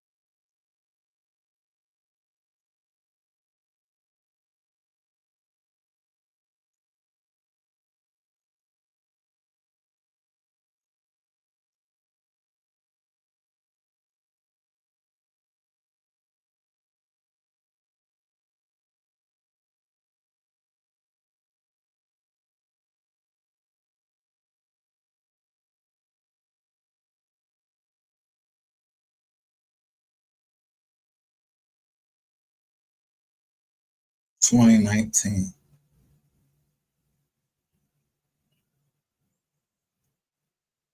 I knew it was going to be in there somewhere. Look at this shit. Let me enlarge that.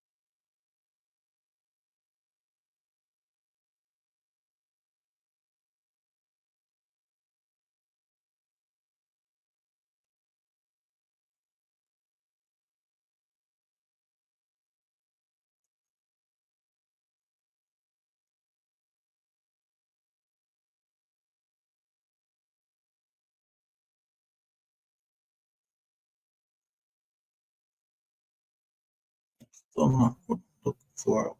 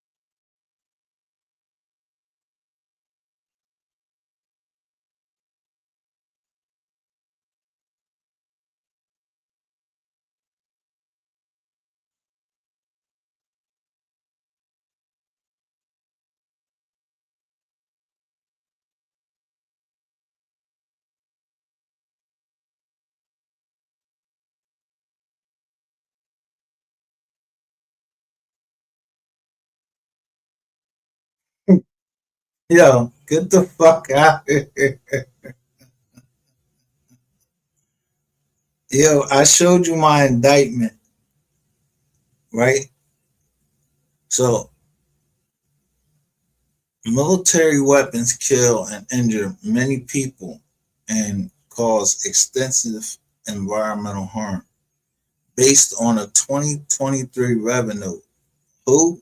Lockheed Martin is the highest earning military weapon maker. Remember, I told you I had a partner that worked for Lockheed Martin, and niggas in Atlanta stole his ID. But that was way back in 2006.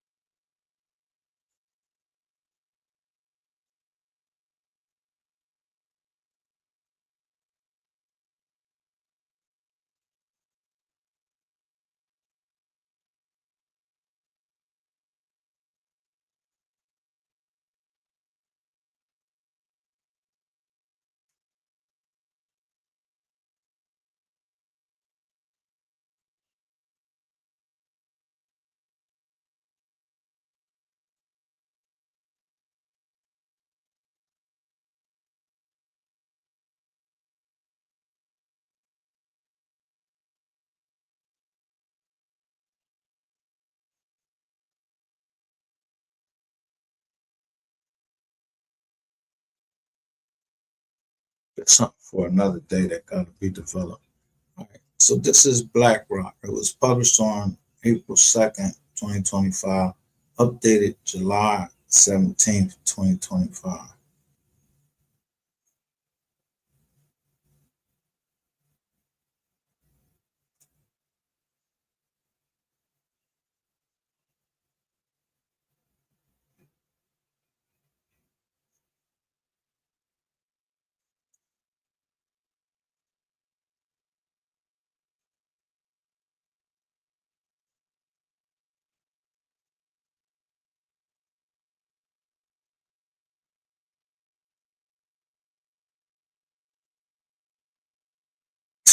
Do you see this statement? Yo, do you see this statement right here?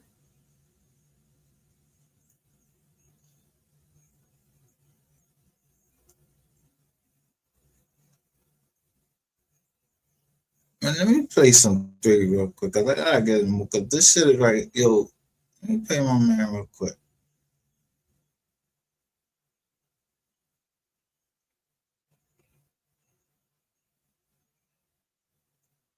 Oh, wait a minute before I play him.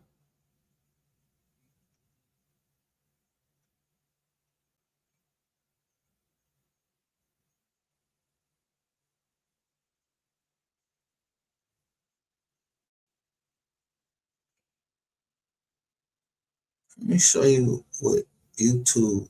Oh, wait a minute before I go there. YouTube suggests said it for you. This is what they look.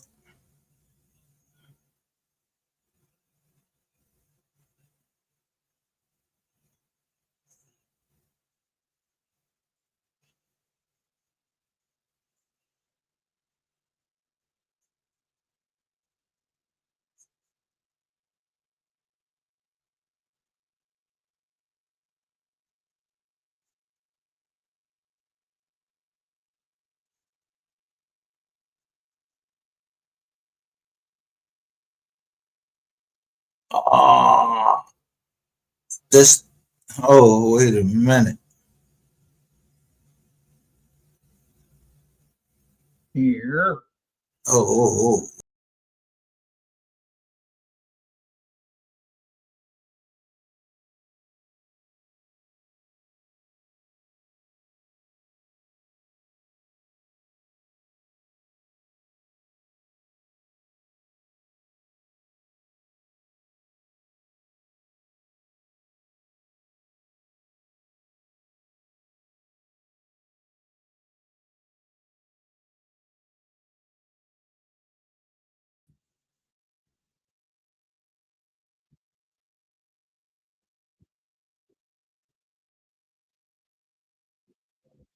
Mm.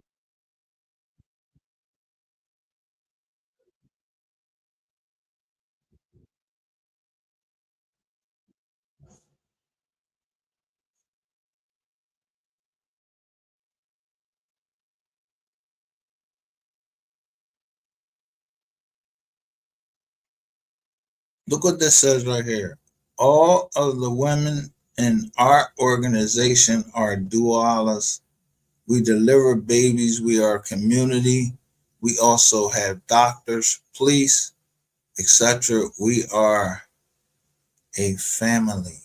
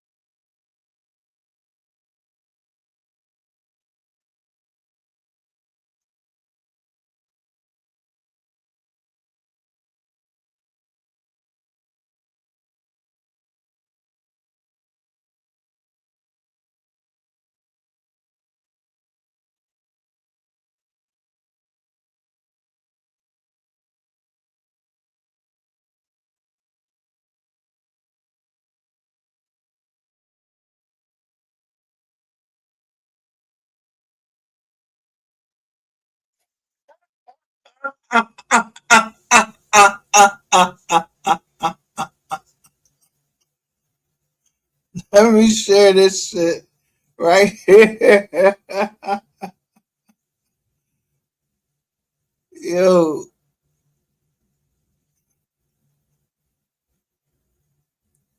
look, y'all gotta listen. Look when this shit started. Was somebody taking me on tour this whole fucking time?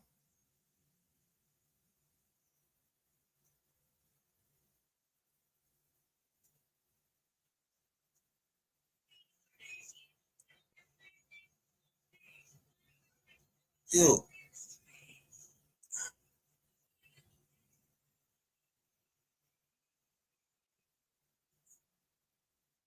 here. Hold up. I'm drink on real quick before we start. They gonna bust that gun.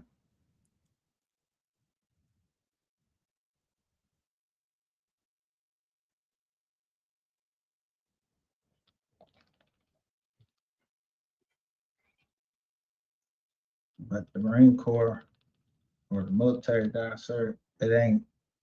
I don't know it as a group of devil worshiping homosexuals shit. I don't know it as that. I don't know that part of it.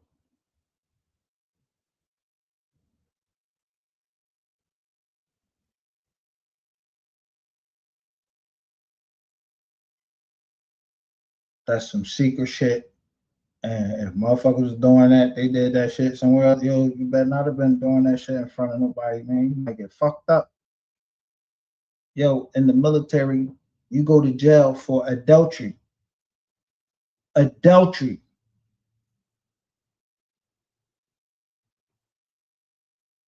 And sodomy.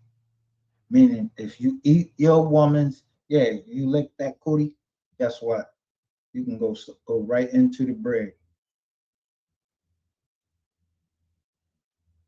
You're a female, you sucking that, you can go to the bread. And definitely if it's sodomy, like forcible sodomy and the booty butt, you go to the bird. Yeah.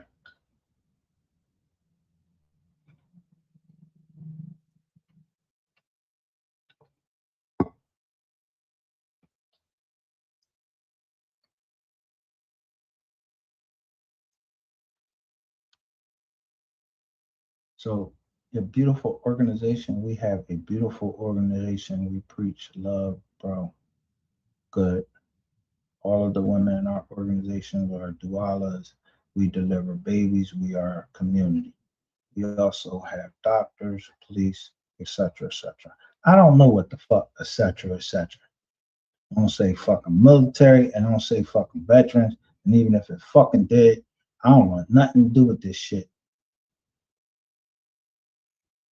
Because first of all, how the fuck you got my number? You see your face up there, like I know you.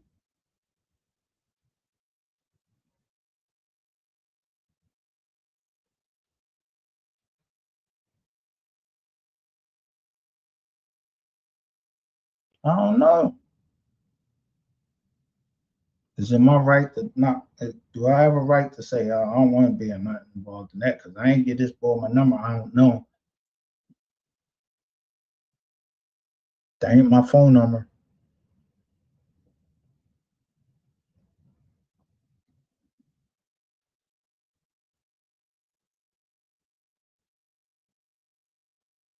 How many of us out there, if a number come in there, you answer any fucking call that come into your fucking phone? I don't know if this is a motherfucking landline. I don't know nothing. But I know the fuck they start fucking texting. So I know this is a fucking cell phone, whatever. And I know these motherfuckers can't spell. So no dice. I already did my fed time. Nah, I'm good.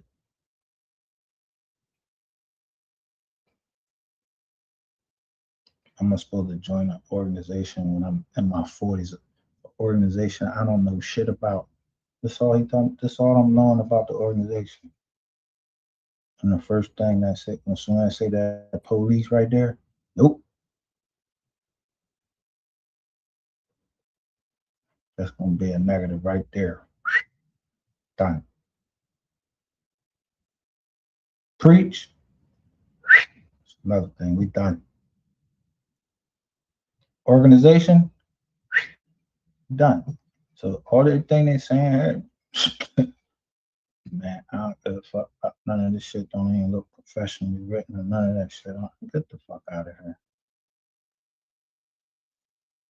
I got about 98 of these fucking messages that I ain't gonna fucking answer. Same way in my motherfucking email or whatever.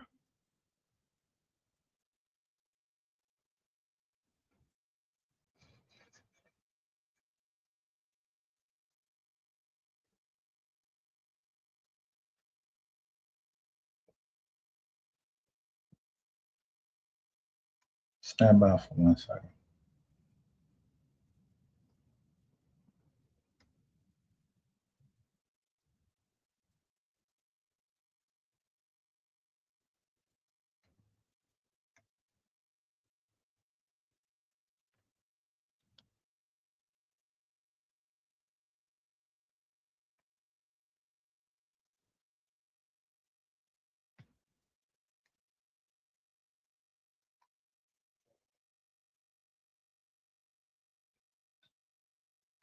We get ready to expose. Now I'm gonna show you this channel. Show you a couple channels. This somebody I just used to go to his channel. I just want to smoke. Cause it seems like it's a relaxed environment over there. You could just smoke, talk your shit, everybody laugh. Where? Around Max.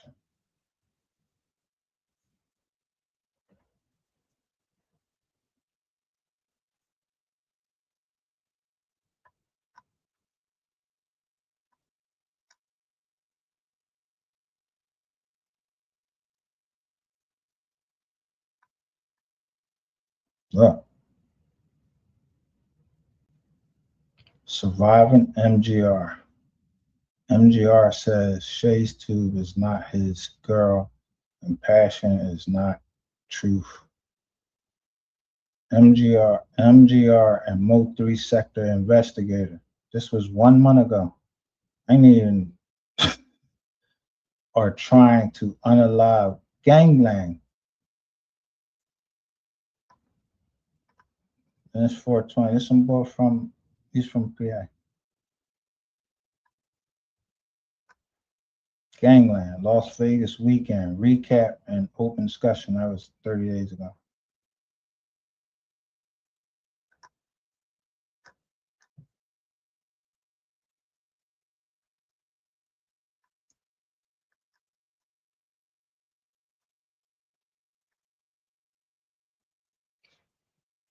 How much of a nut do I look like that I was over there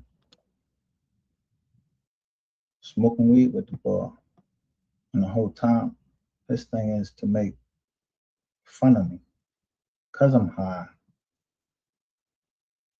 You got mods over there. You got like fucking 50 mods or some shit like that over there. They call them snipers, this, that, and third.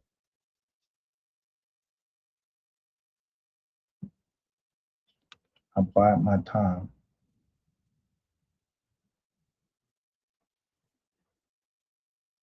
I go where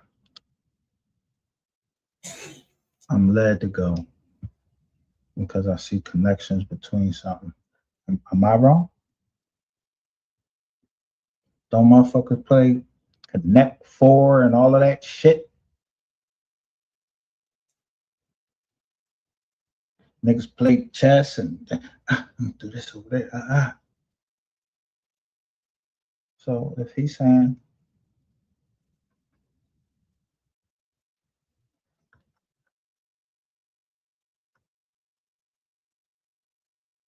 that I was trying to set him up, I was trying to line him up with an investigator. The MO3 sector investigator.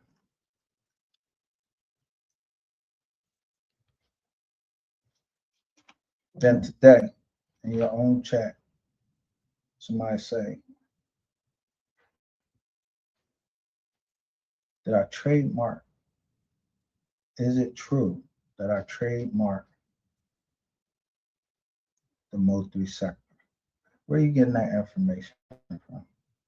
Who is that asked that question?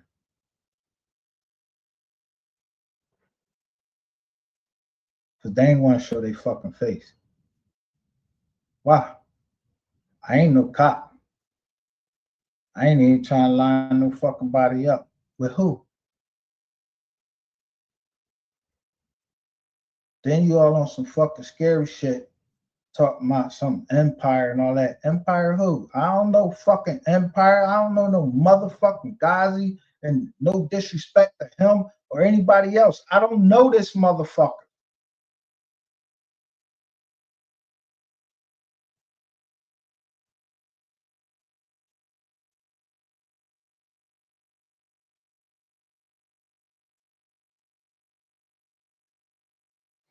I mean, shit. If I knew Ghazi, nah, I wouldn't do it. I wouldn't even take a fucking picture with fucking Jigga. I don't think there's any fucking man that got to take his dick out, piss in the toilet, sit his ass on the toilet, and shit. I don't think he fucking better than me because he got more money than me. Yo, the man got more money than me. He took a different route of life. I'm cooling where I'm at. I'm chilling. I don't aspire to be anything than where I just can pass money down on to my generation's land, however it be. I'm cool with that. I don't have no aspirations of driving like no motherfucking 50,000 cars and all of that, being all shiny. So the motherfucking Fed smack shit on me on my motherfucking head, always trying to be on my motherfucking top. Nah, I don't want that type. I don't need that type shit. I don't even want to be around nobody like that. Nah, motherfuckers being flashy and shit like that. Nah.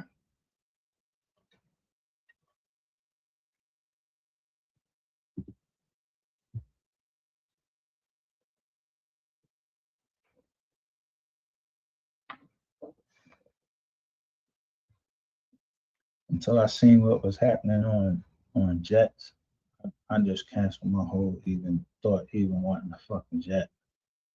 I'd rather ride wherever the fuck I want to ride. Motherfuckers setting motherfuckers up on the jet. Yeah, the jet in the air. By the time you landed, you dead. Anybody know how the fuck you die? Talking about somebody gave you some drugs. What? Who? And that's all. I'm good. Anyway, I'm talking about truth.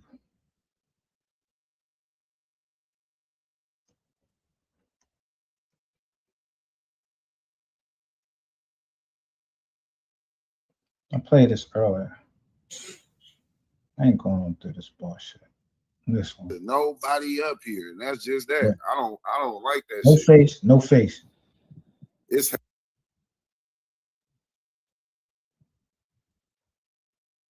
no face, right? And this nigga is crazy. And then the fucked up thing about it, a nigga gonna no face. Face down. These people ain't got no face. But who shit they showing? Why ain't showing your face? Show your motherfucking face. What happened?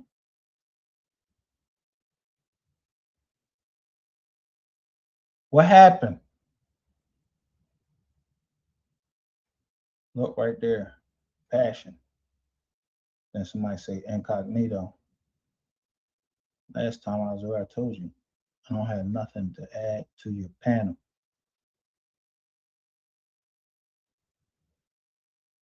I just want to know why you called me out my name. left. I'm gonna watch. Look up, see. Brown Sweet. Somebody named Incognito.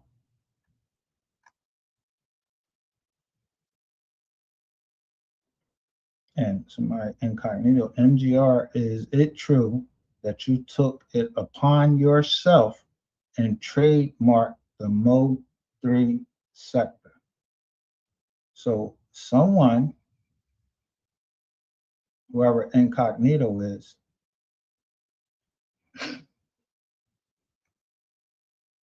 I've been following you the whole time. I know who you are.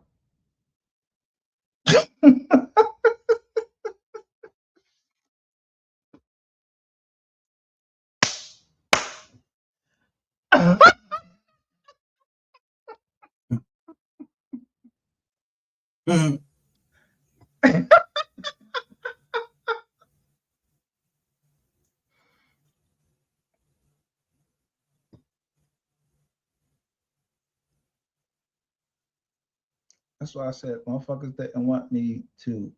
I was telling motherfuckers you can't trademark SCO with that, with the, oh, you can't trademark that.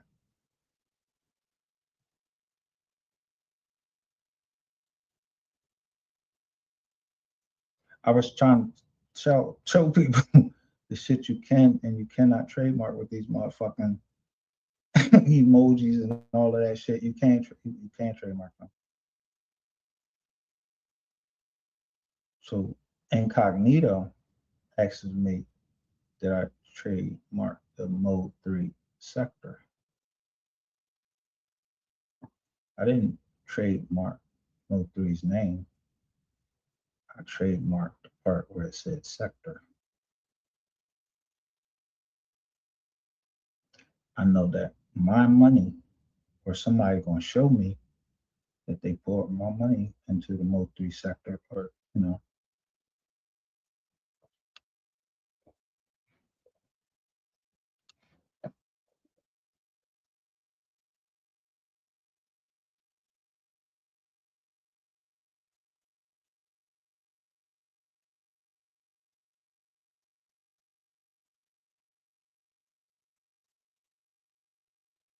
I know who I heard.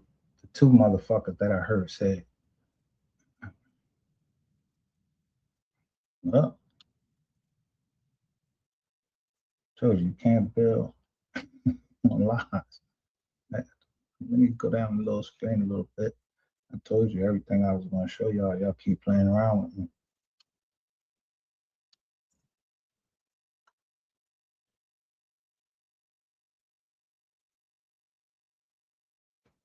Now,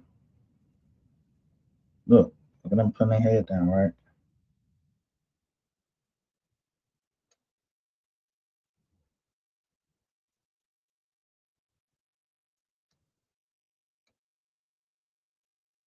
I keep every fucking thing.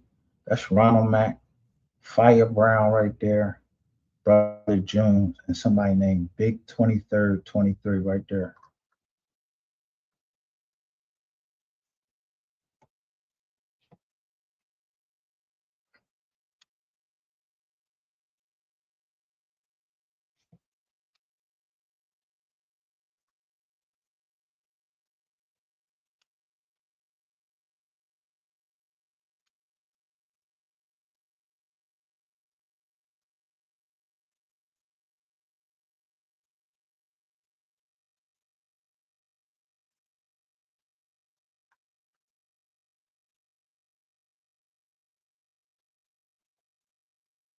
Now, I don't know how to pretty that shit all up. What y'all think is in that bag?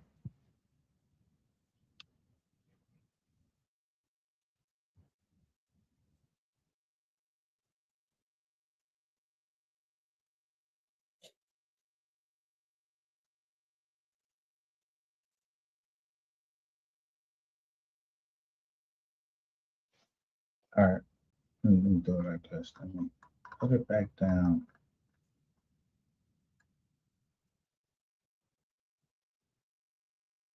Let me take his off of there. Let me show you mine.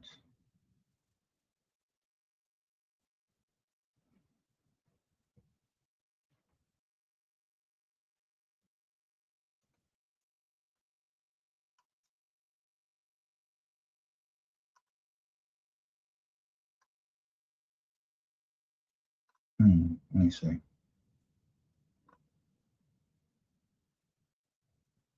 Let me see. Let me see.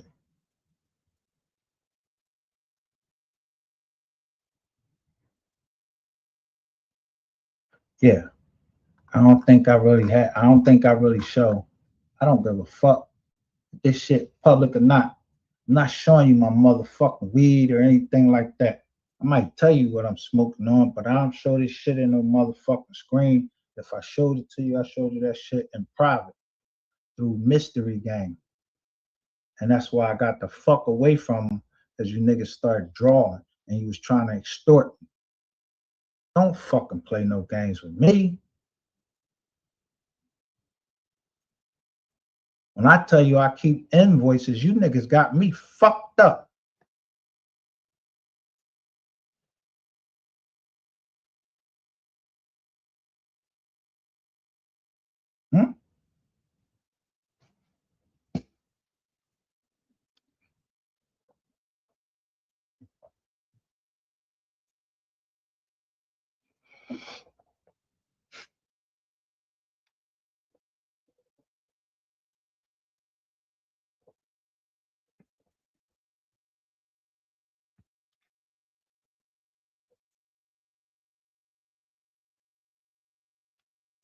When I went to South Carolina, I really don't be dealing with the and no disrespect, you know, if I dealt with a woman, I ain't dealing with no fucking prostitute. I ain't dealing with no motherfucking. I ain't buying no pussy. I mean, even though anybody can say, yo, if you mess with, any woman, eventually you're gonna pay for it somehow. Even if you took her to fucking McDonald's.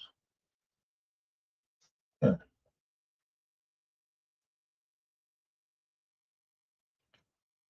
When I told y'all we went down there, I told you I was sitting with the madam, or whatever you want to call her, that was running Ratchet TV. And he was drunk, all out of his mind, all that, spending his money with his little blue card that he probably got from fucking getting PPP loan, whatever the fuck you get, whatever the fuck that shit is you get.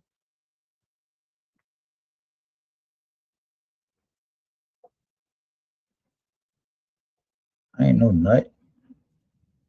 Think I'm paying for all that? Nope. Got my shit, got up, went, sit in that nice big black GMC Denali I had, $85,000 car that I drove all the way down there. And you know what I drove it down there?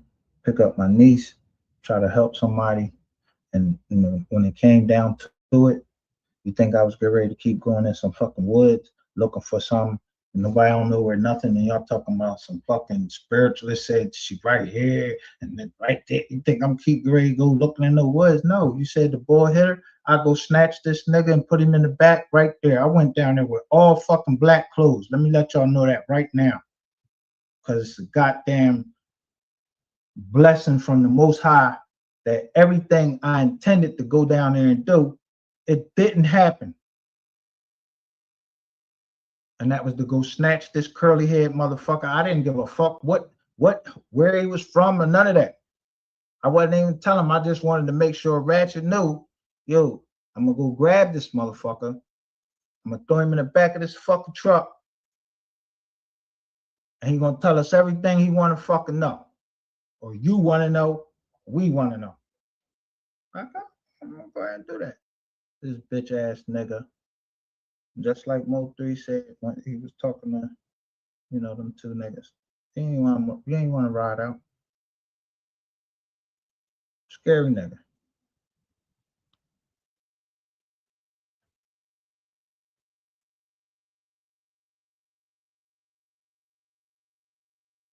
Motherfucker, your first words was, you ain't know how to take me. And you still don't. just think you do.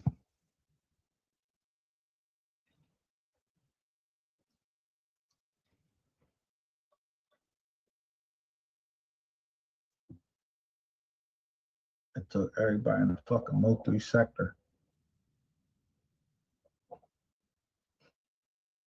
I don't know.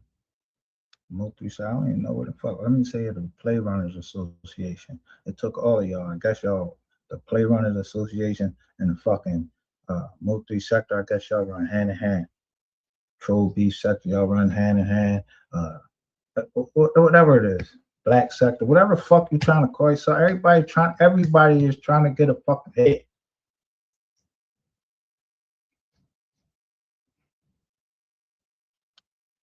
Only thing I did was I stood up for something and I wanted justice for something, and I just noticed a couple, 2 or 3 things here, and I don't want to deal with none of you raggedy ass bitches.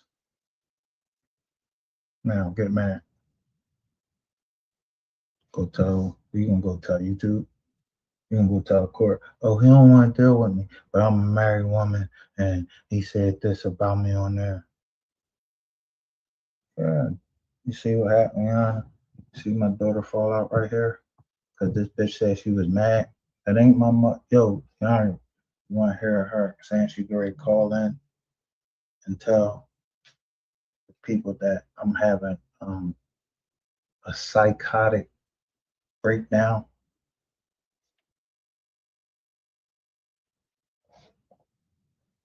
Because I told her something on the phone that I have mental problems. If my doctor did that shit, so what the fuck makes y'all think y'all can tell somebody's fucking mental conditions all on fucking line? Is y'all fucking stupid?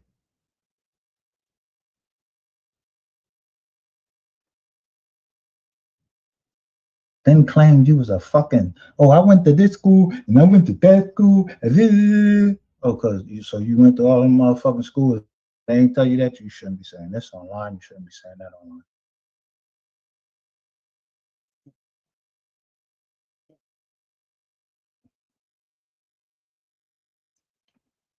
Before I came at MHB, I put up a short by a lawyer that warned everybody,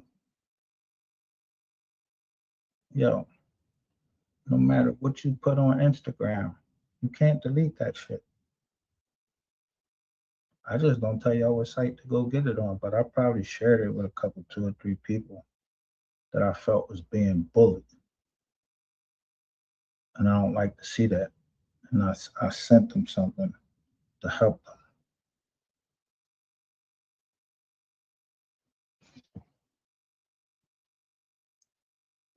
So I bet you some of y'all don't even know. You can go pick up Ratchet TV, anybody you want. Anything they try to delete from Instagram, just one website. Go up there and get everything.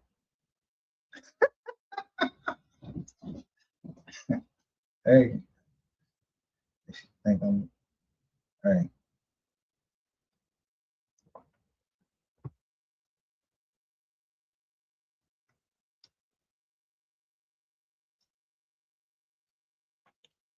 Motherfuckers think I'll be playing. But like I said, when I see people getting bullied, I don't care what they did in their life like that. And that's for the courts to decide, and for people to try to put out people's personal information like doxing them. For what? For the reasons for that some of you use it for. Yeah, I might slide you some information that you might need to know. I don't dox people, because doxing ain't got nothing to do with because you try to delete some Instagram and it's a website. That ain't doxing. And don't you go on Google?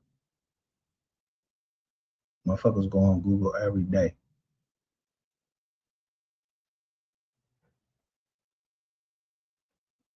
Yeah, go dox my shit. Go to that website and see what I deleted. You know who I deleted? A lot of you motherfuckers coming up there talking about bullshit about trying to get me to buy some fucking, what's that shit? Some shit that I knew was Skizam. Yeah. But I mean, some people do a lot of crazier shit. Instagram.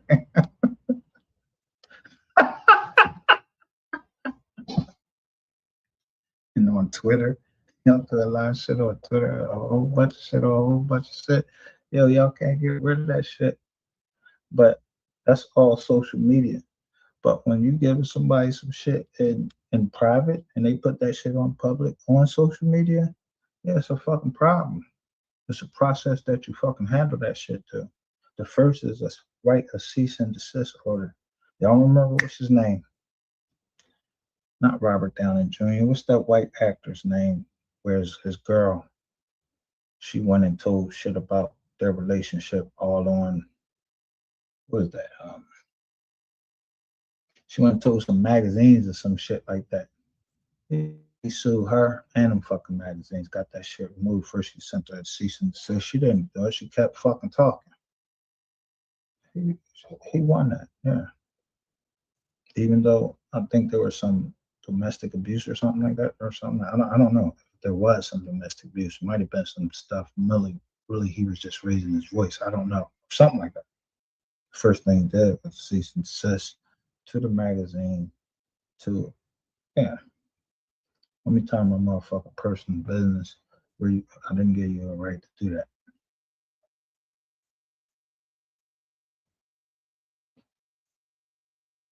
What's this motherfucking name though? I'm trying to think. He be in all of them, the pirate movies. What's that pirate shit? What's his name?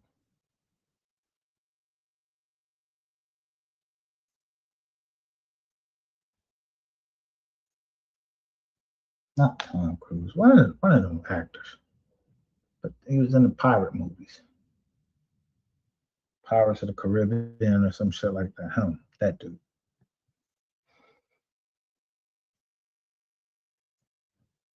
But most of us, you'll look at the news and be like, damn, no. Look at that fucking case and see what happened.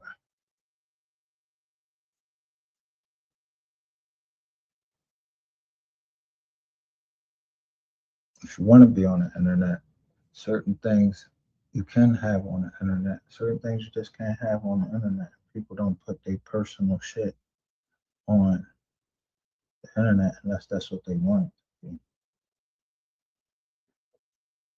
And nobody, not even the paparazzi, and ain't none of you motherfuckers the paparazzi over here. Then paparazzi wasn't she they responsible for they wanted to get a picture so bad of wasn't Queen Diana. Yeah, it was supposed to be some accident that happened under the bridge or something like that. And that's what most of you motherfuckers think y'all is, the fucking fucking Razzi. Don't got no fucking education, no nothing. Just stupid.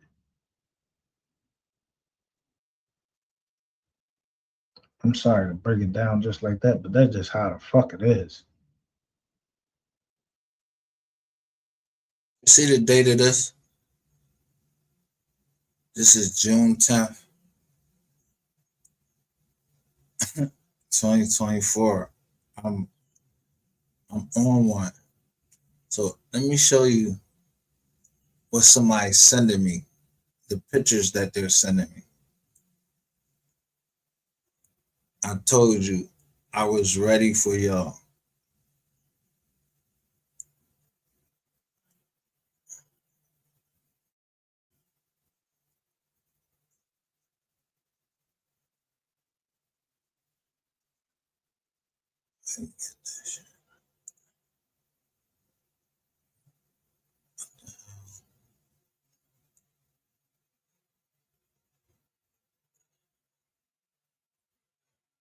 So I don't like to go through my thing, but I just took the whole conversations between me and this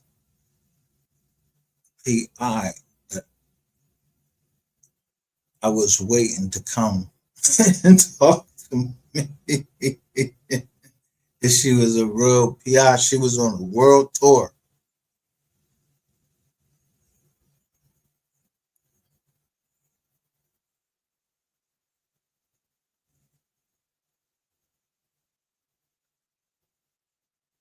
Yeah.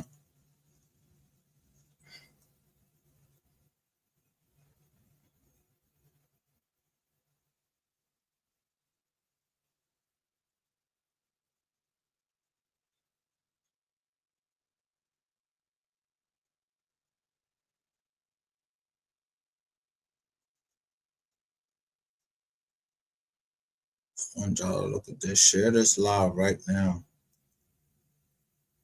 And I'm going to show you how the MO3 sector is so fucked up. Like, yo, where y'all get the PI from? Like, who has this mindset that they do all of these things?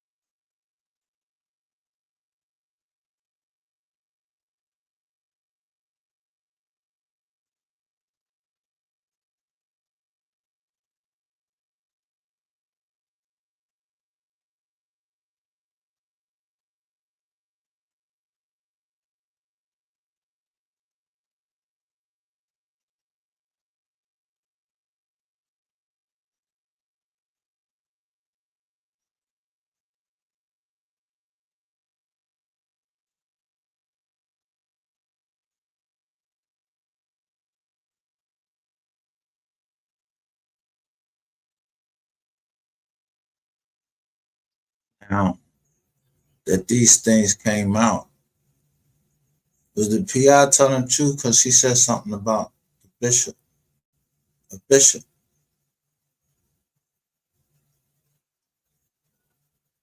If she was telling, could she be lying about everything? Or do people mix truth with lies?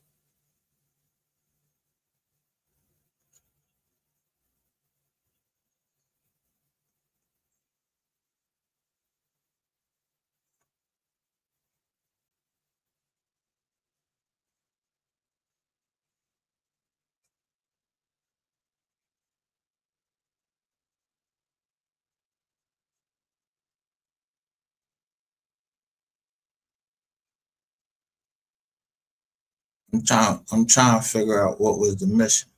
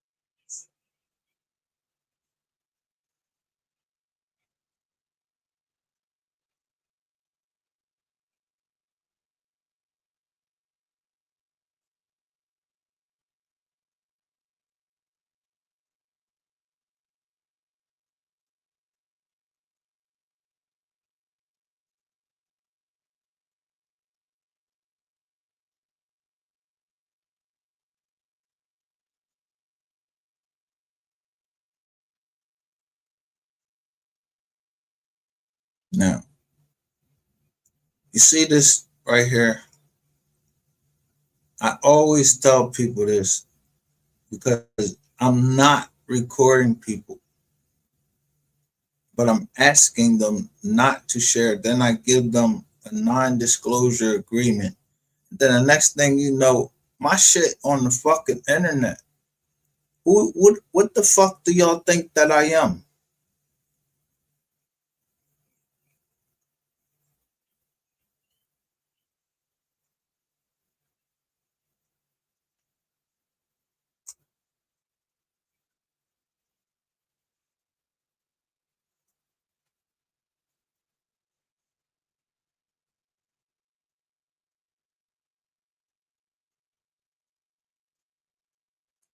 What's the name was here?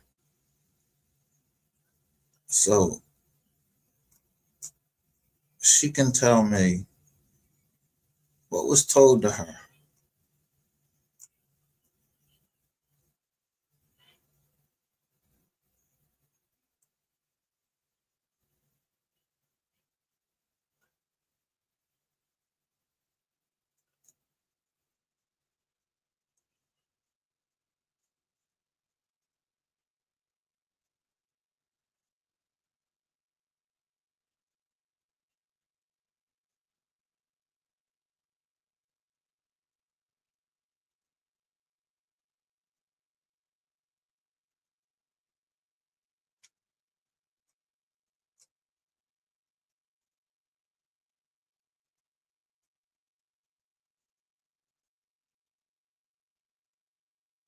And it just dawned on me.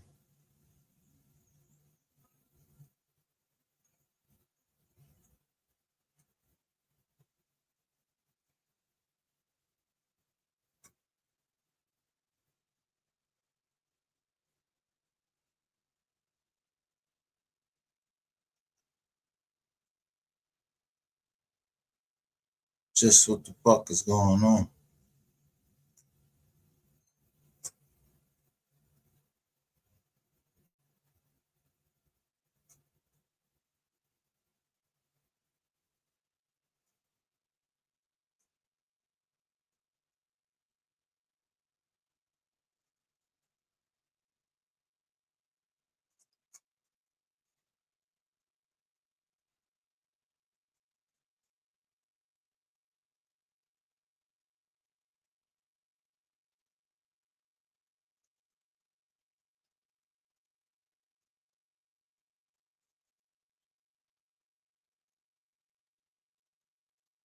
Can't make it out right here. What this look like right here?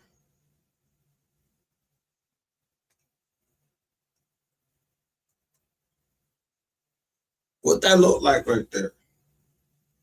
Because we was asking about the properties of MO3. Who hired this person to come at me?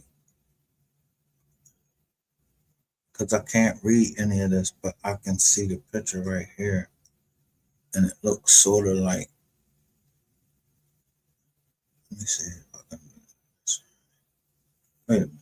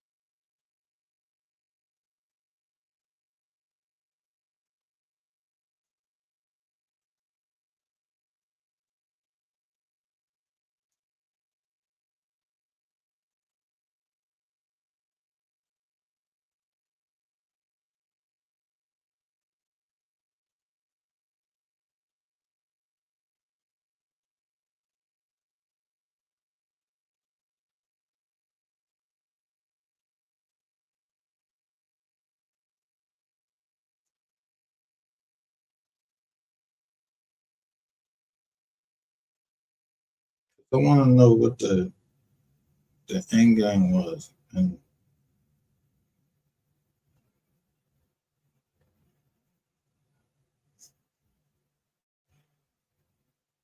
I got to see what that picture was. I just screenshot.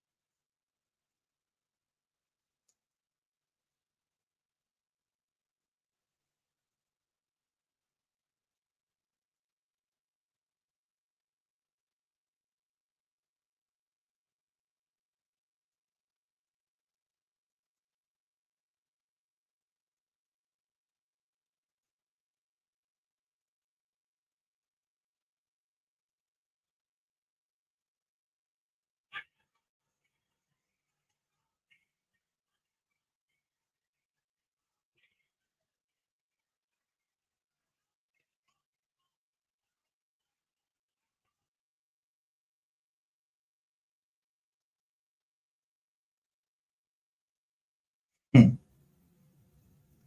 gonna play these joints, these videos that was sent me. I never really want to play these joints. This ain't my type of thing right here. But I don't understand this.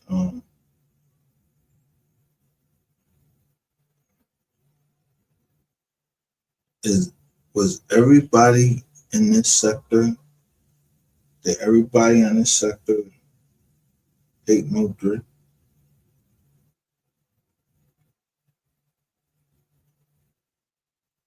Yeah, I can't get that done. So I think that was intentional. All right. I can't get this any clearer so I could see what it was.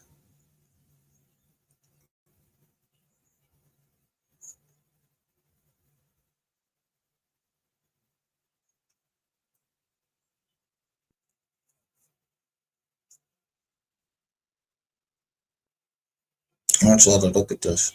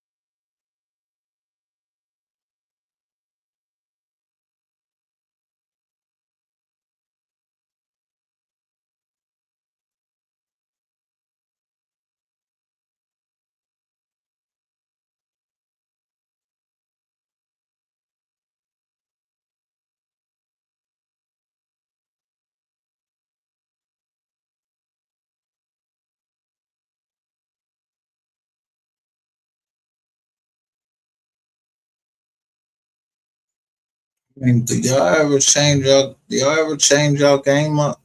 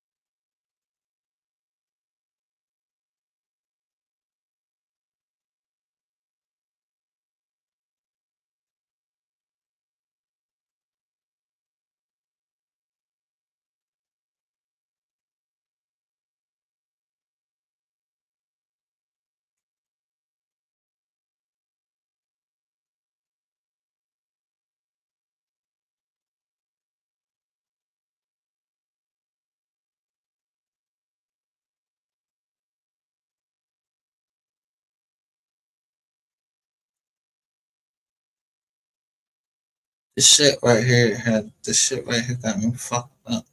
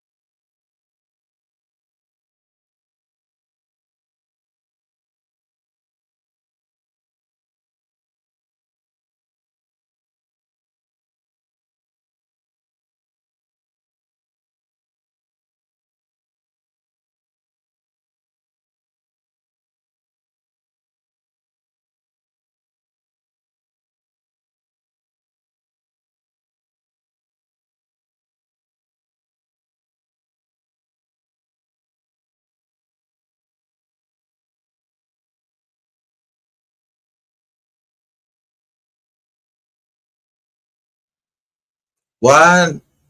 All right. So this SD,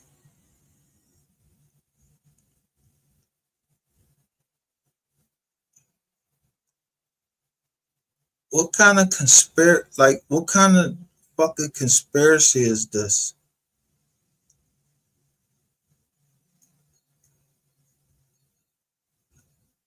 Well, she doing it on live, so that's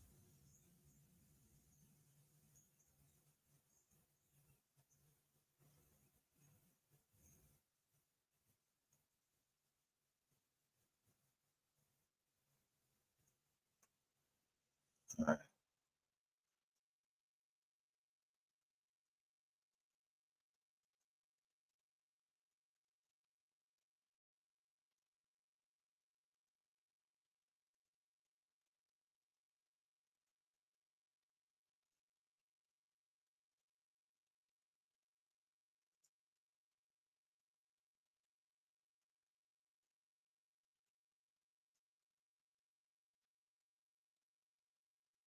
So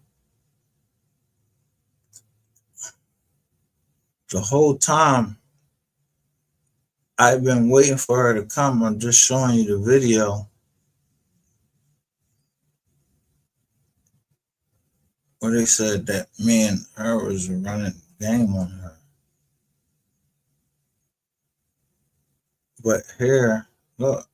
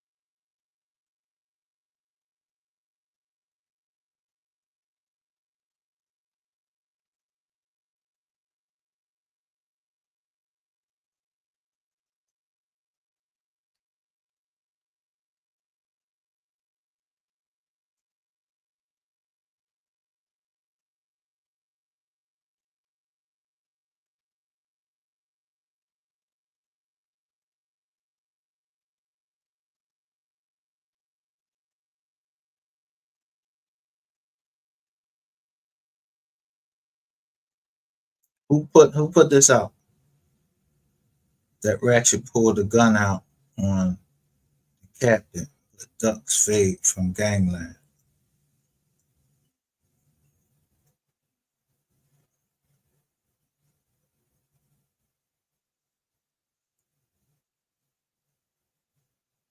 Who put this out?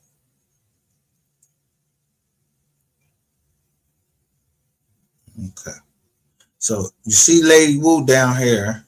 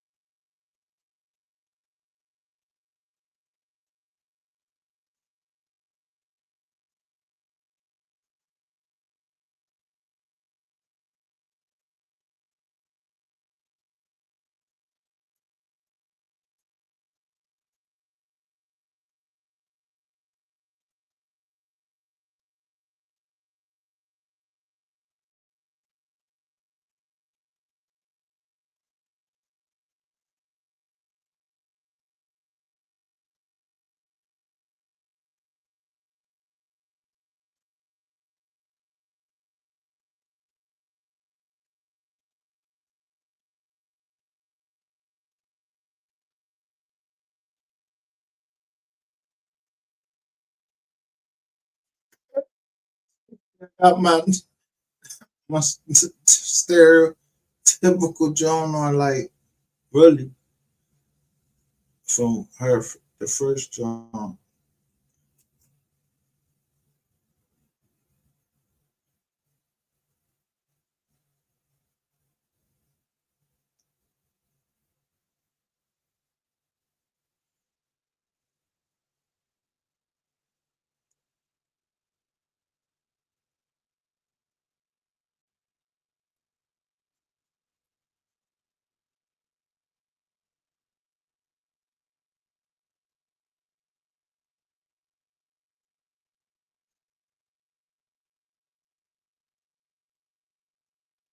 Let me go show you extortion.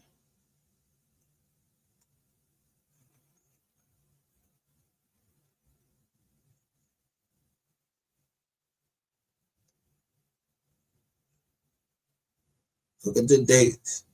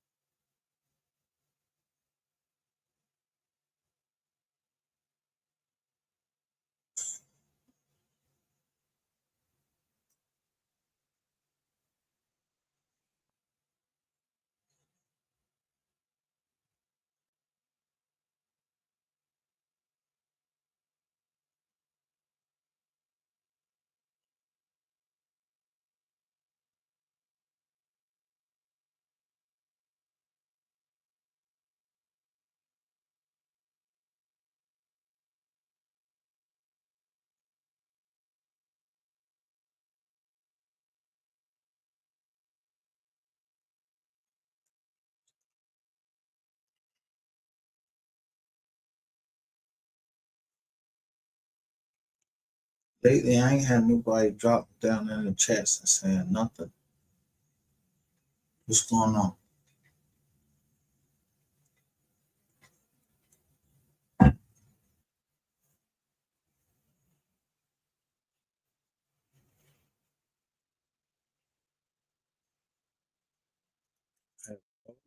He's been caught.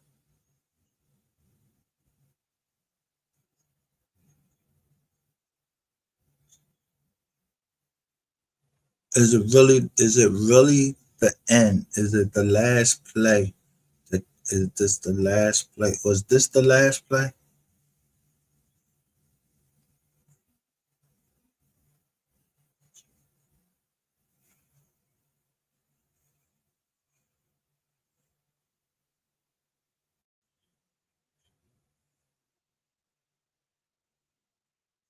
Because if this is a PI, where she's impersonating the PI and asking me all that, I know you know the feds was down there. So are the feds involved in trying to?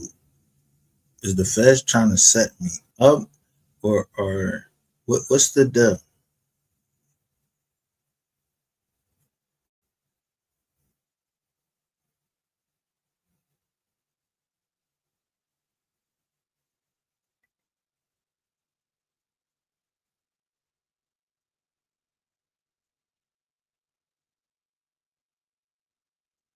I'm just trying to figure this out. What's the real deal? Because I would not release text messages if I wasn't certain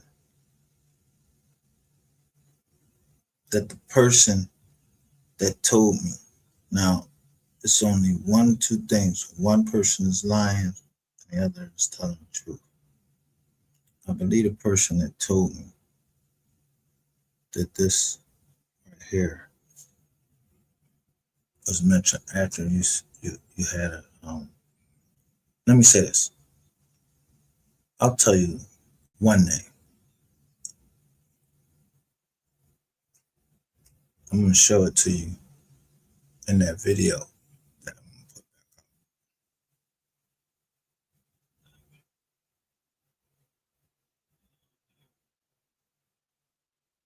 This turned from a computer needing a laptop my company offers to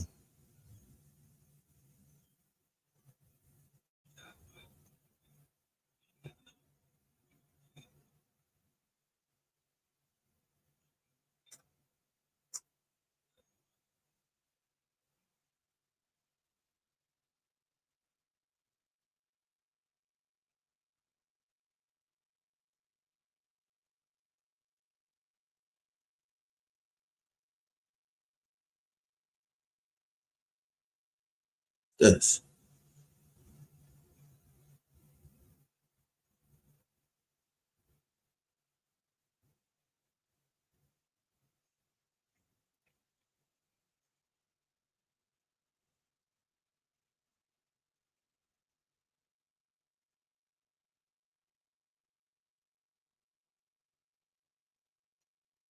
A computer.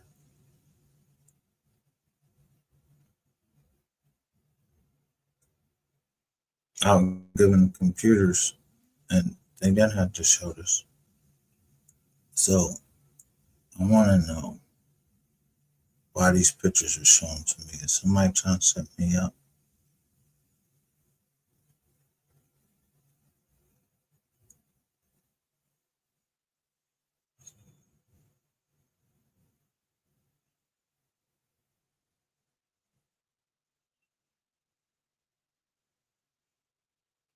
Because if we're going, if you justice for MO3, or you're not just for MO3, if you're not the person you say you are,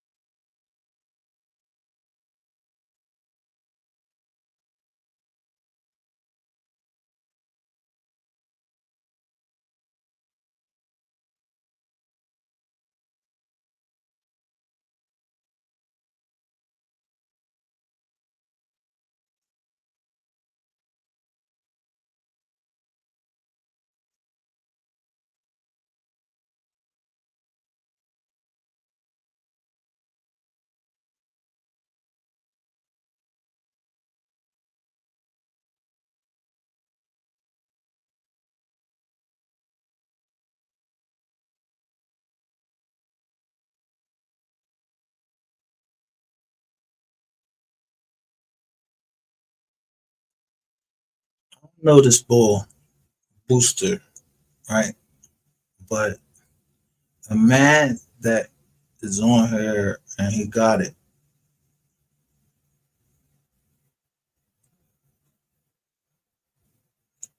Is y'all whole fucking thing is to try to take it from him?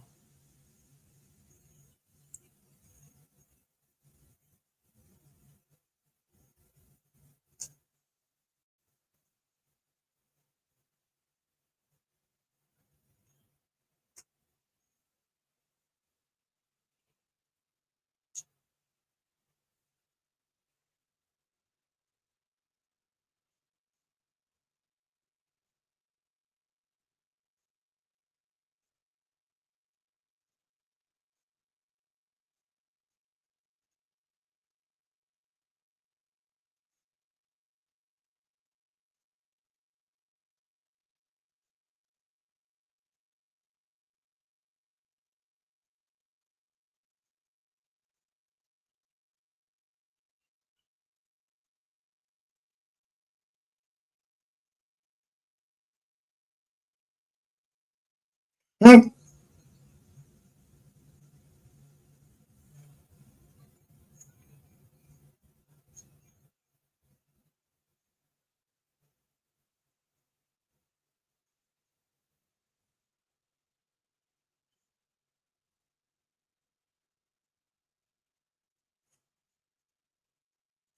is CC?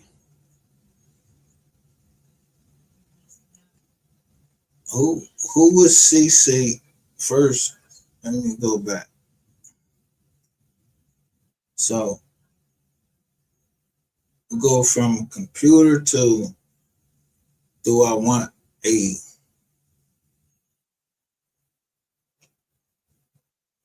interview with Soul Player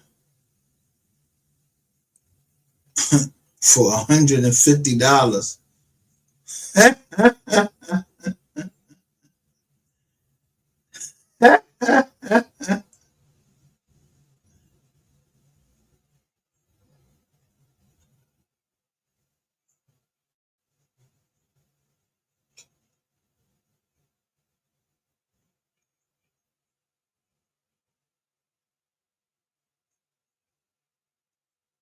And then she goes to that I'm trolling her.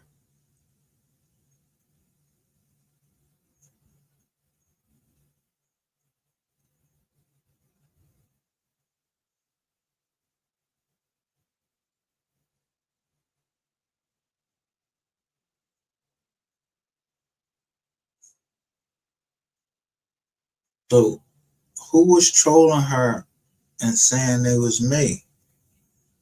I really don't give a fuck at this time. Y'all know who I am. I don't troll. I come in as myself. If somebody come in and say something, y'all can't, you mean to tell me that you women can't tell if it's me talking? It's like the third fucking woman come in and say that I'm trolling them. I don't troll.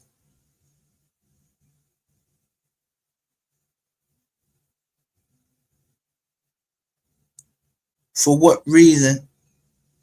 What do I gain?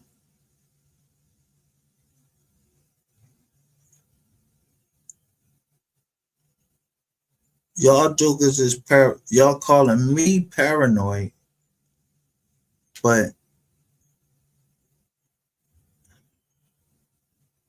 who trolling you? Trolling you. If I was trolling you, you can talk to me right there like you did on the phone.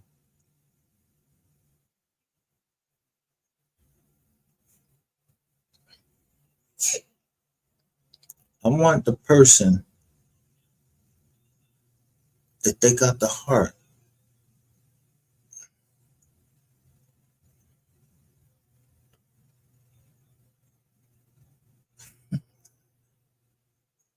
I got a cash app for you. All legit money. Who did I troll?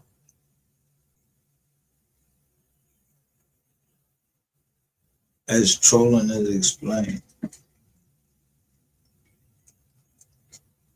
If trolling is me coming in your chat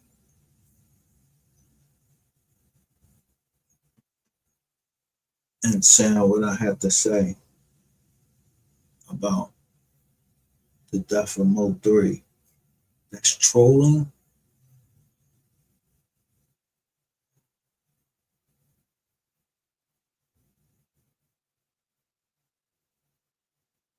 So if somebody was using my name on here,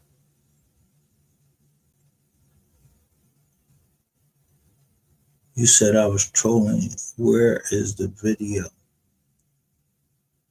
Give me that video. I'll pay for the video where I was trolling you on November 23rd, which was a Saturday.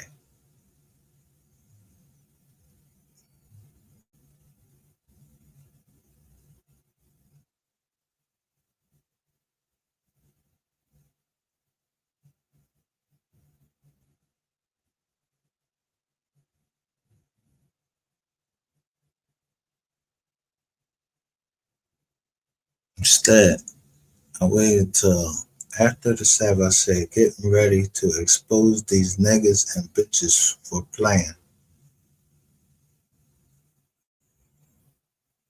What reason do I have to troll? Why would receipts have to ever troll? Does it make any fucking sense that a person that has receipts trolls? The fuck I'm trolling for? Trollers are motherfuckers that, I guess the way it explained to me, trollers is motherfuckers that fuck around with you to take you off, like, you know what you're saying. So I don't even know you, so trolling you about what?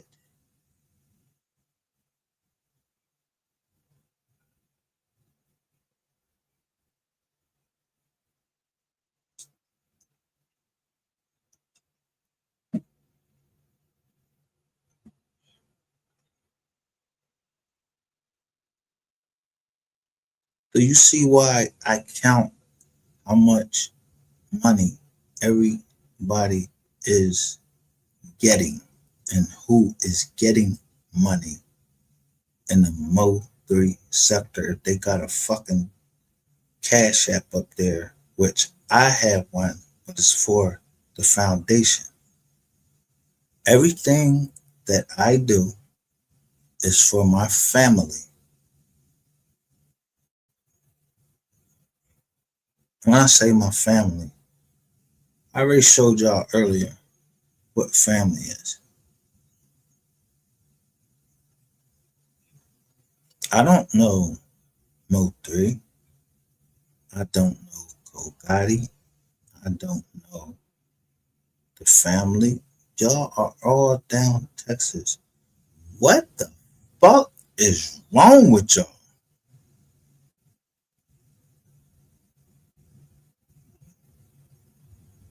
Why the fuck are y'all still on YouTube? Y'all not seeing the lawsuits, the cases that's coming up right out of Texas? And it's with the cartels. And I don't know nobody in the cartel. So why the fuck would I be trolling?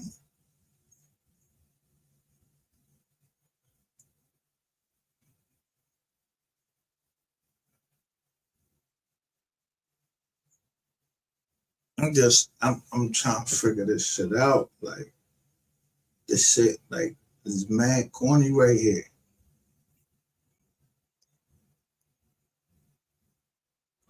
You know what I want to know?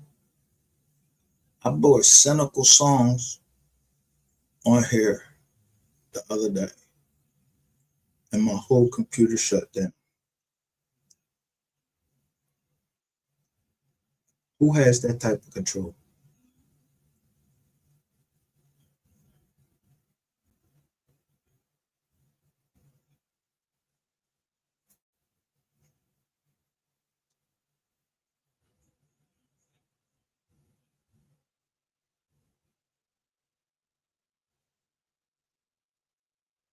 But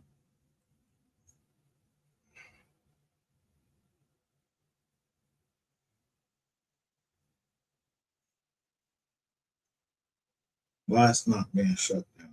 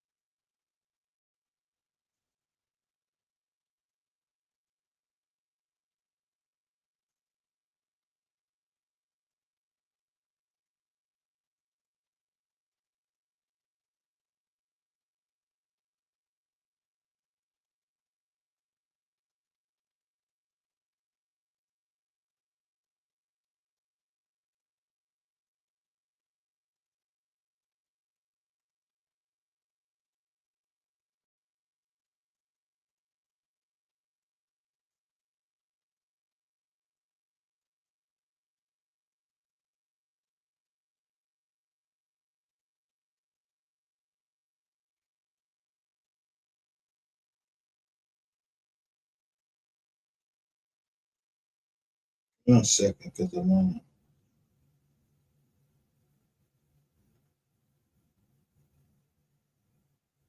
not gonna put my affiliate. I wonder if anybody ever found out who was trolling.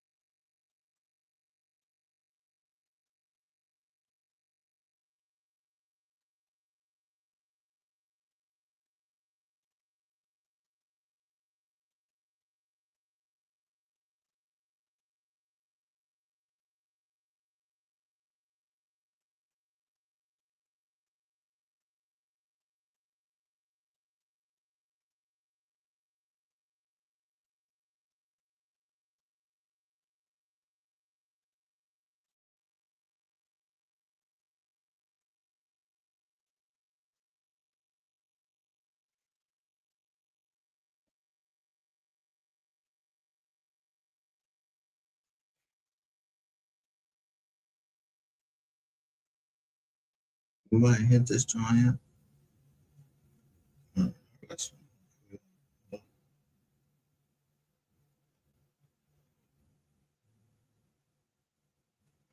Because I was wondering who this person was that was my moderator, not K.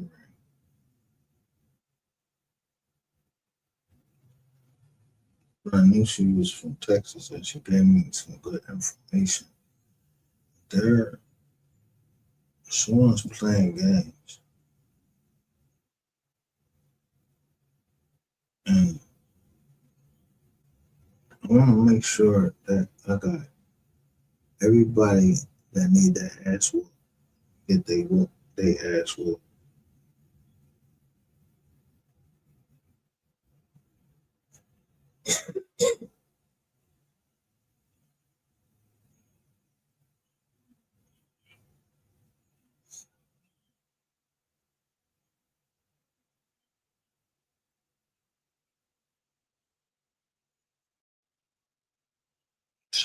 Final time.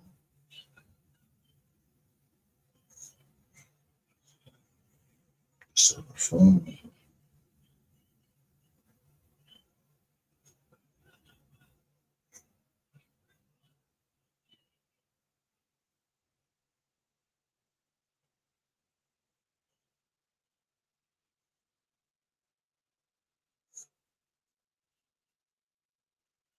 Some of these text messages, they go into where there was 101 Johns stolen.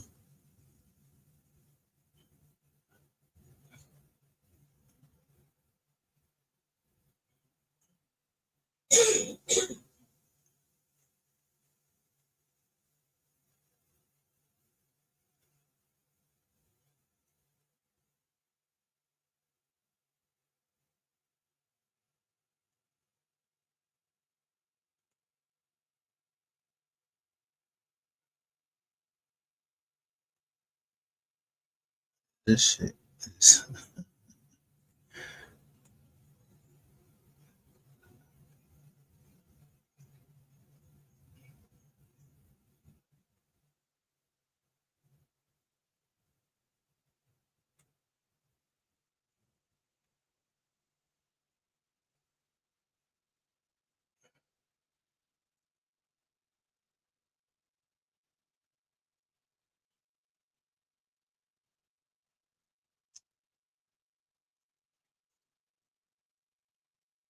since I see people have broken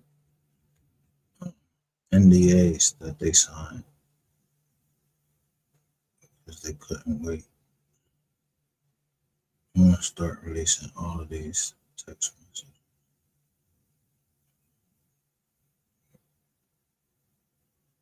And I'm gonna pull up all of these joints and show how y'all was trying to throw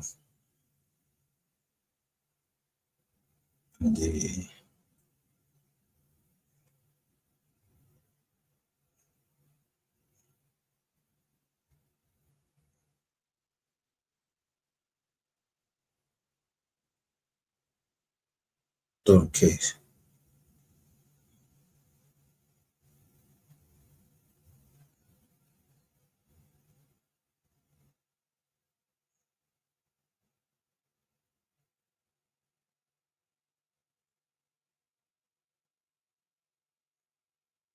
My man saw this one.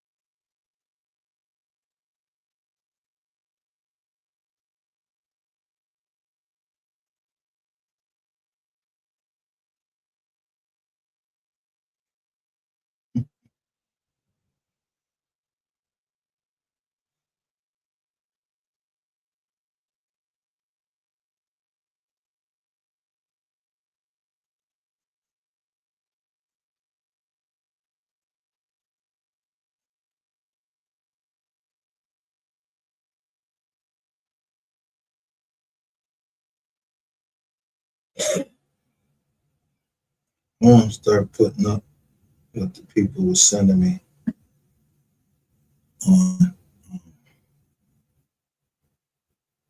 That's what I'm gonna do. I'm gonna start putting up what people were sending me, and then we're gonna find out who the leak is, who's serious about MO3, and somebody knows that they don't have to, because when I send you something, it ain't for you to respond, it's just for you to know.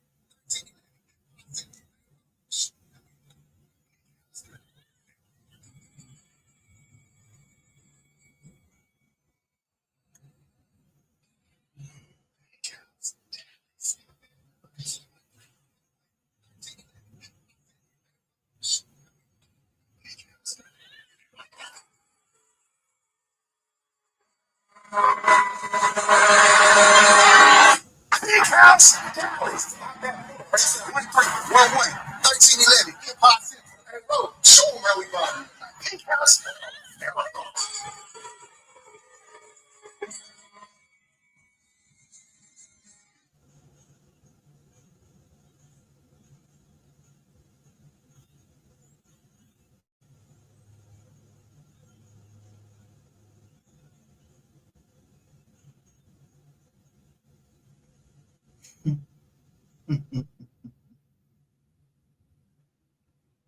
know what I can say about you?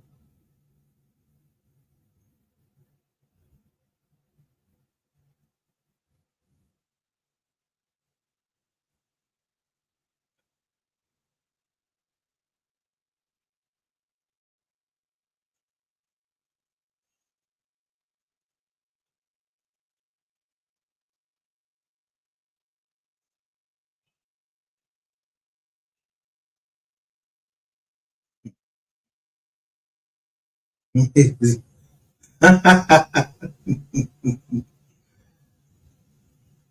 come back to this face.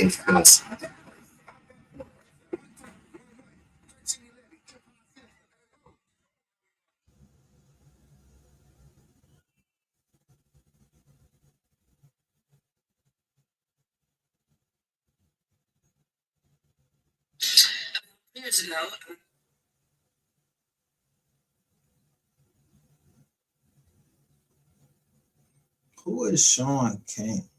Who is Sean King? Who is the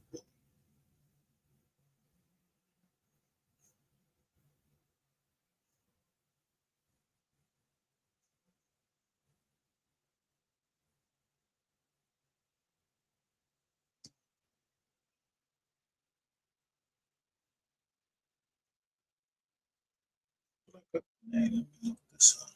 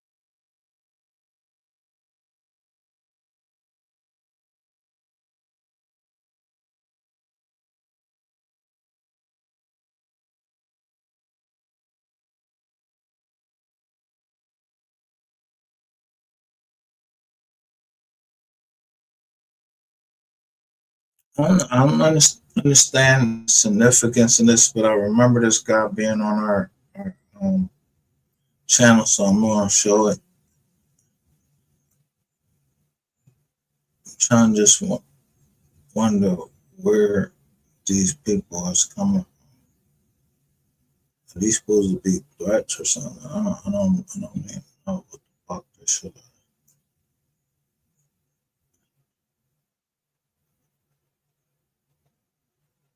So just the PI, who I don't know who hired the PI. It's a PI, I don't.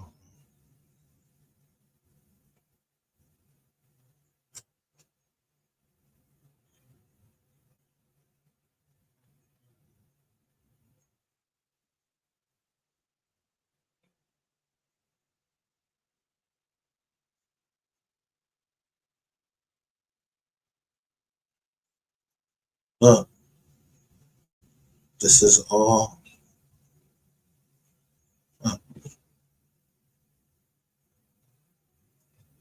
What's wrong with this one?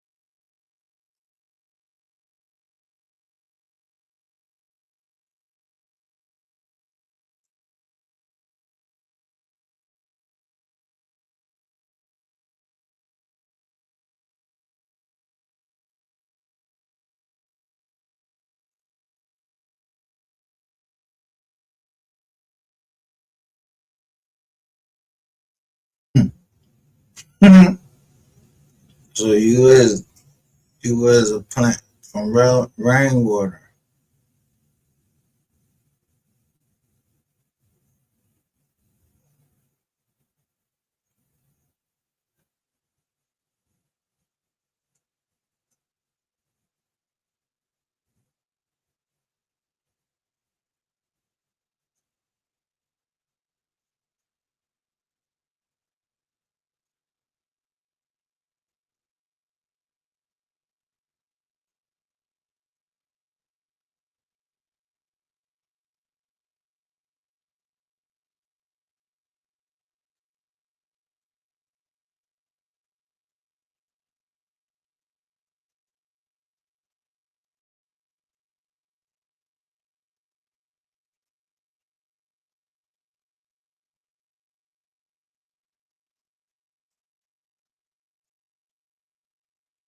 That's some nasty Jones down. What's the name?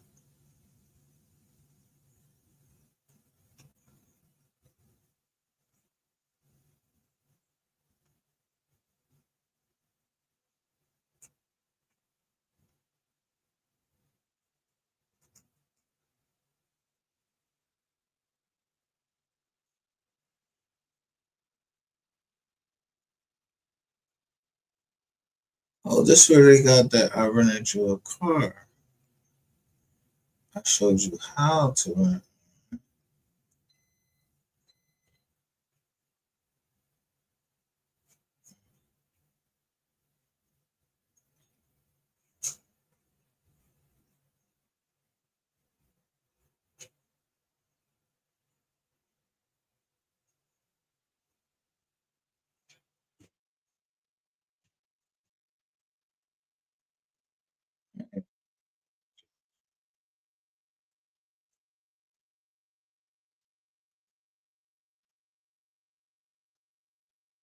Oh, let's go.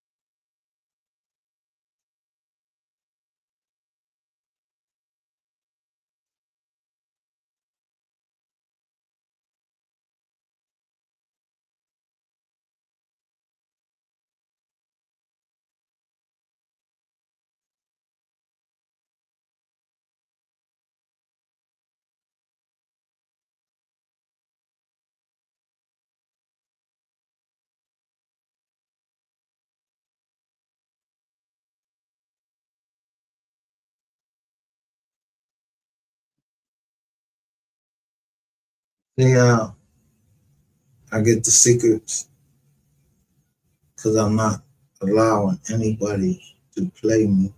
So I know who is Pambagara, Pambagara, whatever. If you're worshiping Satan, you one of them demonic joints. Right here.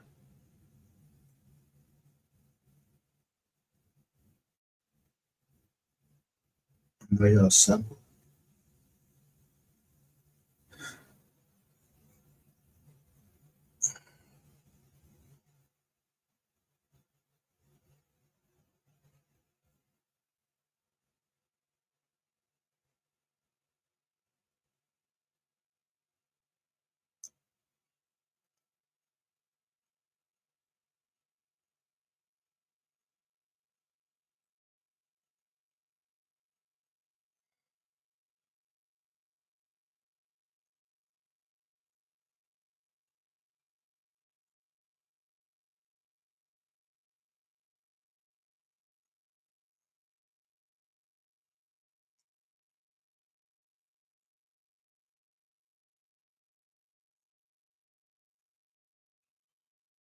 One, thank you.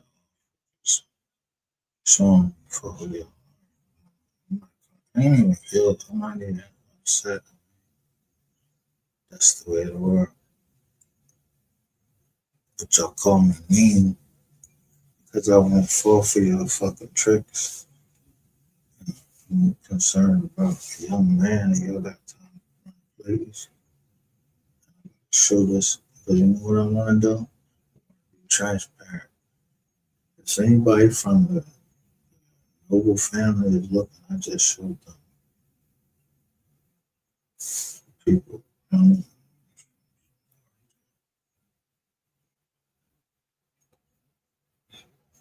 that's what I'm playing with that.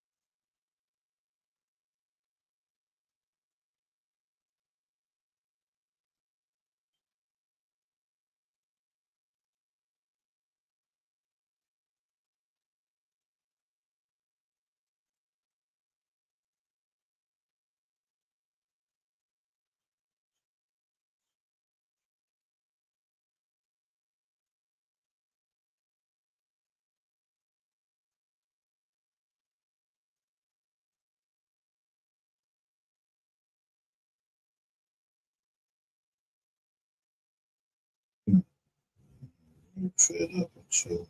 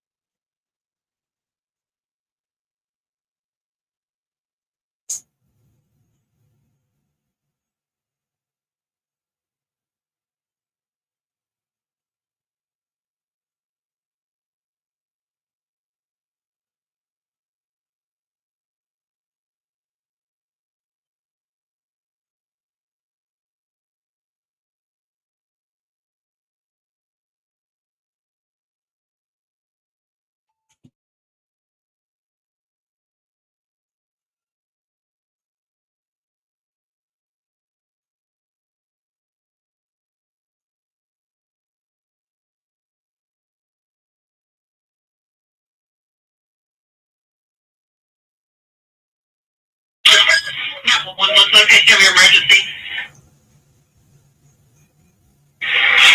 What's going on? My boyfriend visited me. He's telling me back in or tap in where I can't move my car.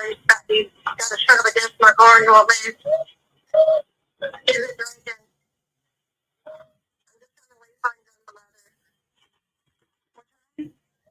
Dawn, your name is Dawn? Yeah. Yeah.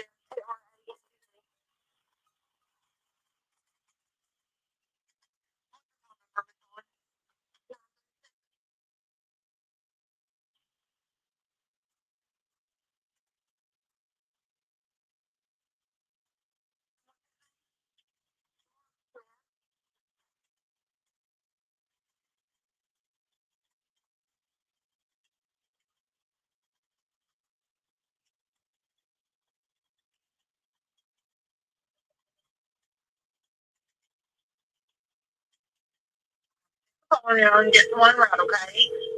Bring it on.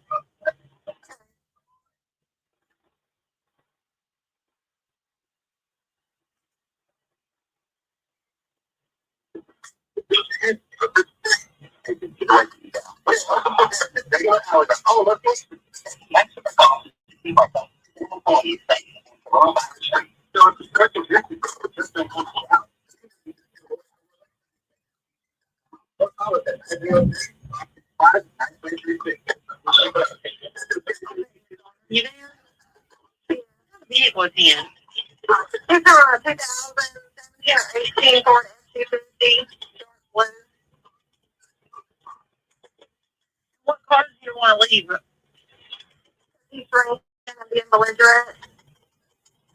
We have this fire thing going around, and I do not want to get delayed. He wants to drink. I got out of the vehicle, started walking because I don't want to be, we're not supposed to be out doing stuff like that. Supposed to stay at home, wearing a mask. And he wants to just start drinking more and more and more. So I had a long time pick me up, drive me back to my car, get outside. I said, I packed me a small bag to my mom so he can cool off. And he turns around and he got me walking where I can't back my car up. And he actually probably got a ding in it. And I live here.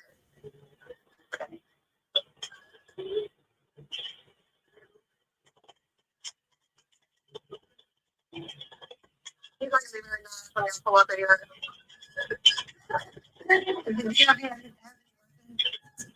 No idea.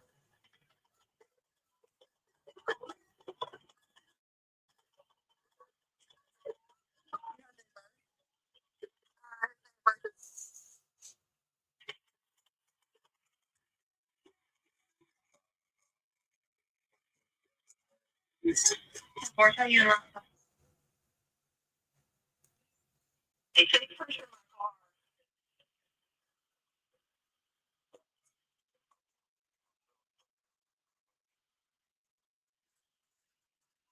or if he tries to complain, see our car to come. Yeah, he's crushing my car.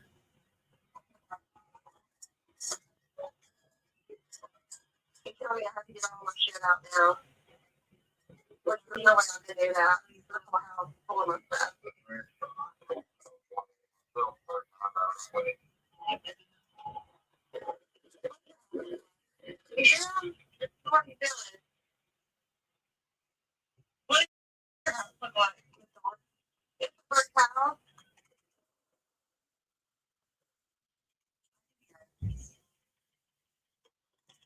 What kind of vehicle are you in? I'm in a black 300 Chrysler.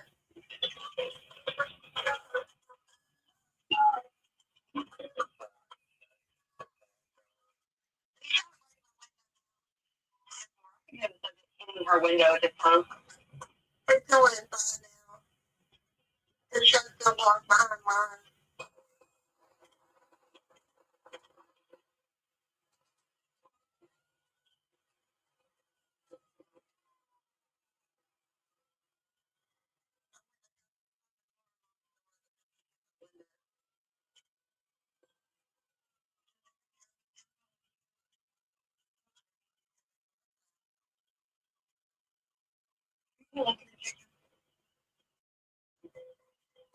He shouldn't have anything on him. He just drives and when he gets like this, he gets very agitated. I don't like to get around it. So I'm trying to keep just going on until he can figure out but he likes his vehicle. He doesn't have work even there.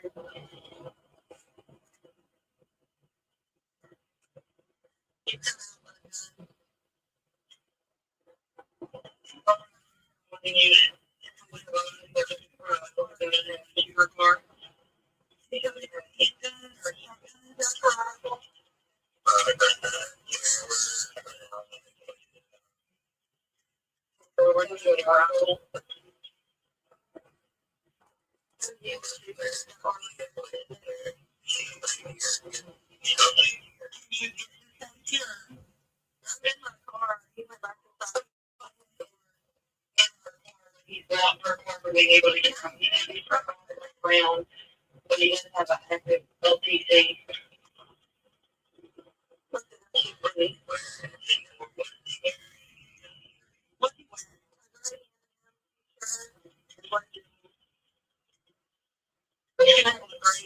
T-shirt, blue jeans.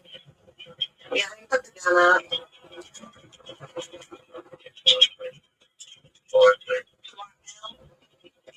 Yeah. You're yelling at me.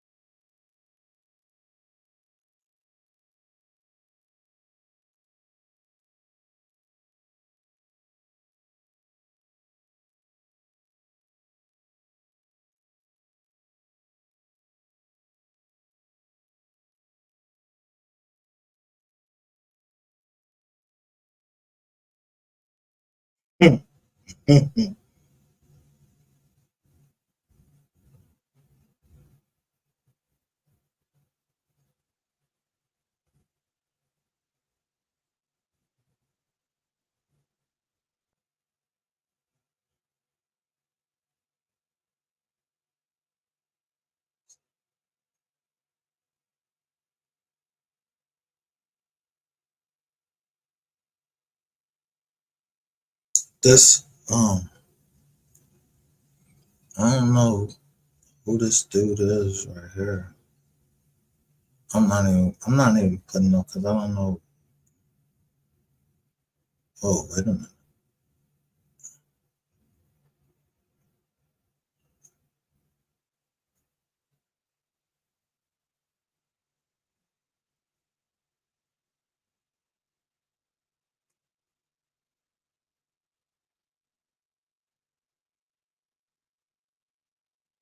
Hold on.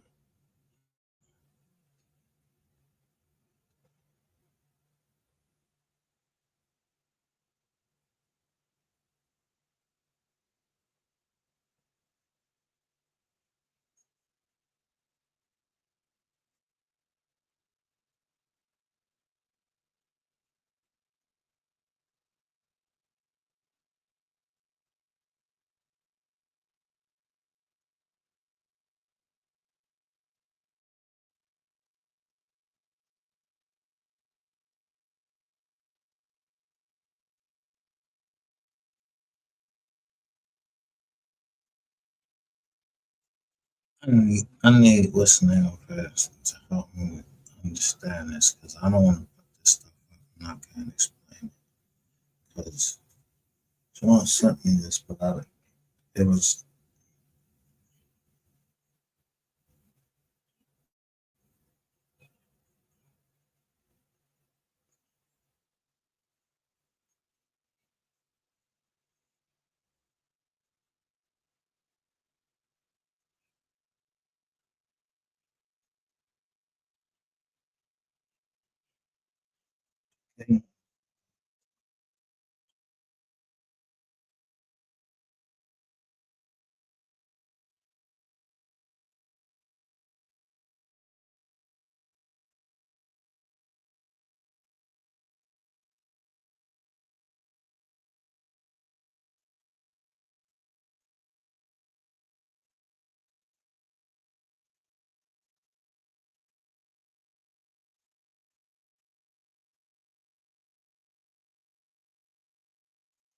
fuck is all of these Jones at now?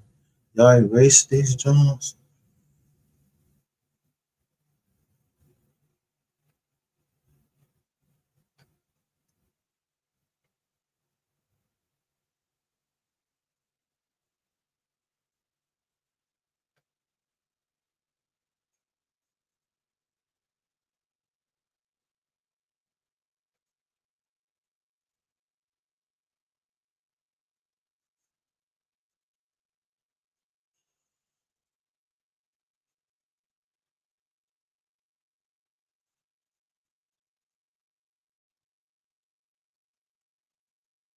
Where's I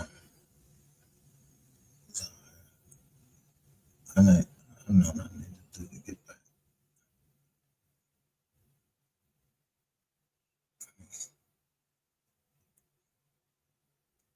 this up.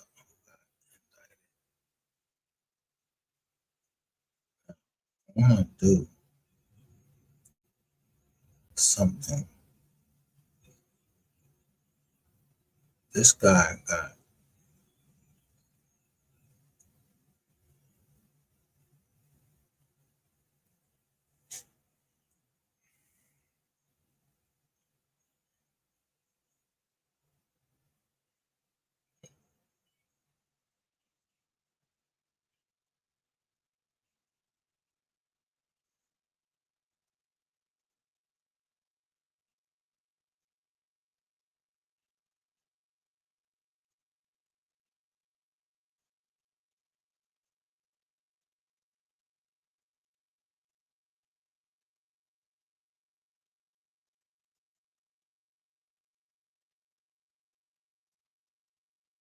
so let me see something.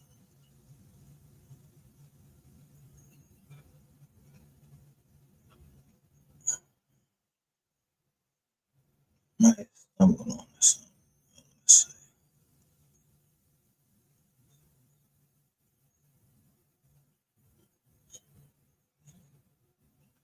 This is Eastern District of Texas.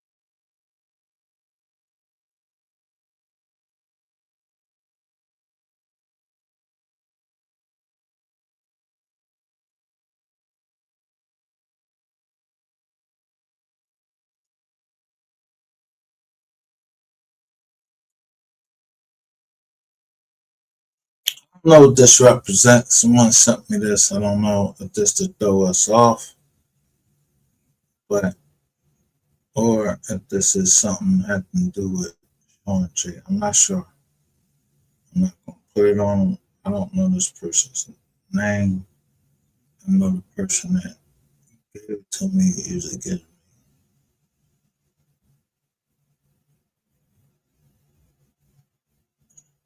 good information.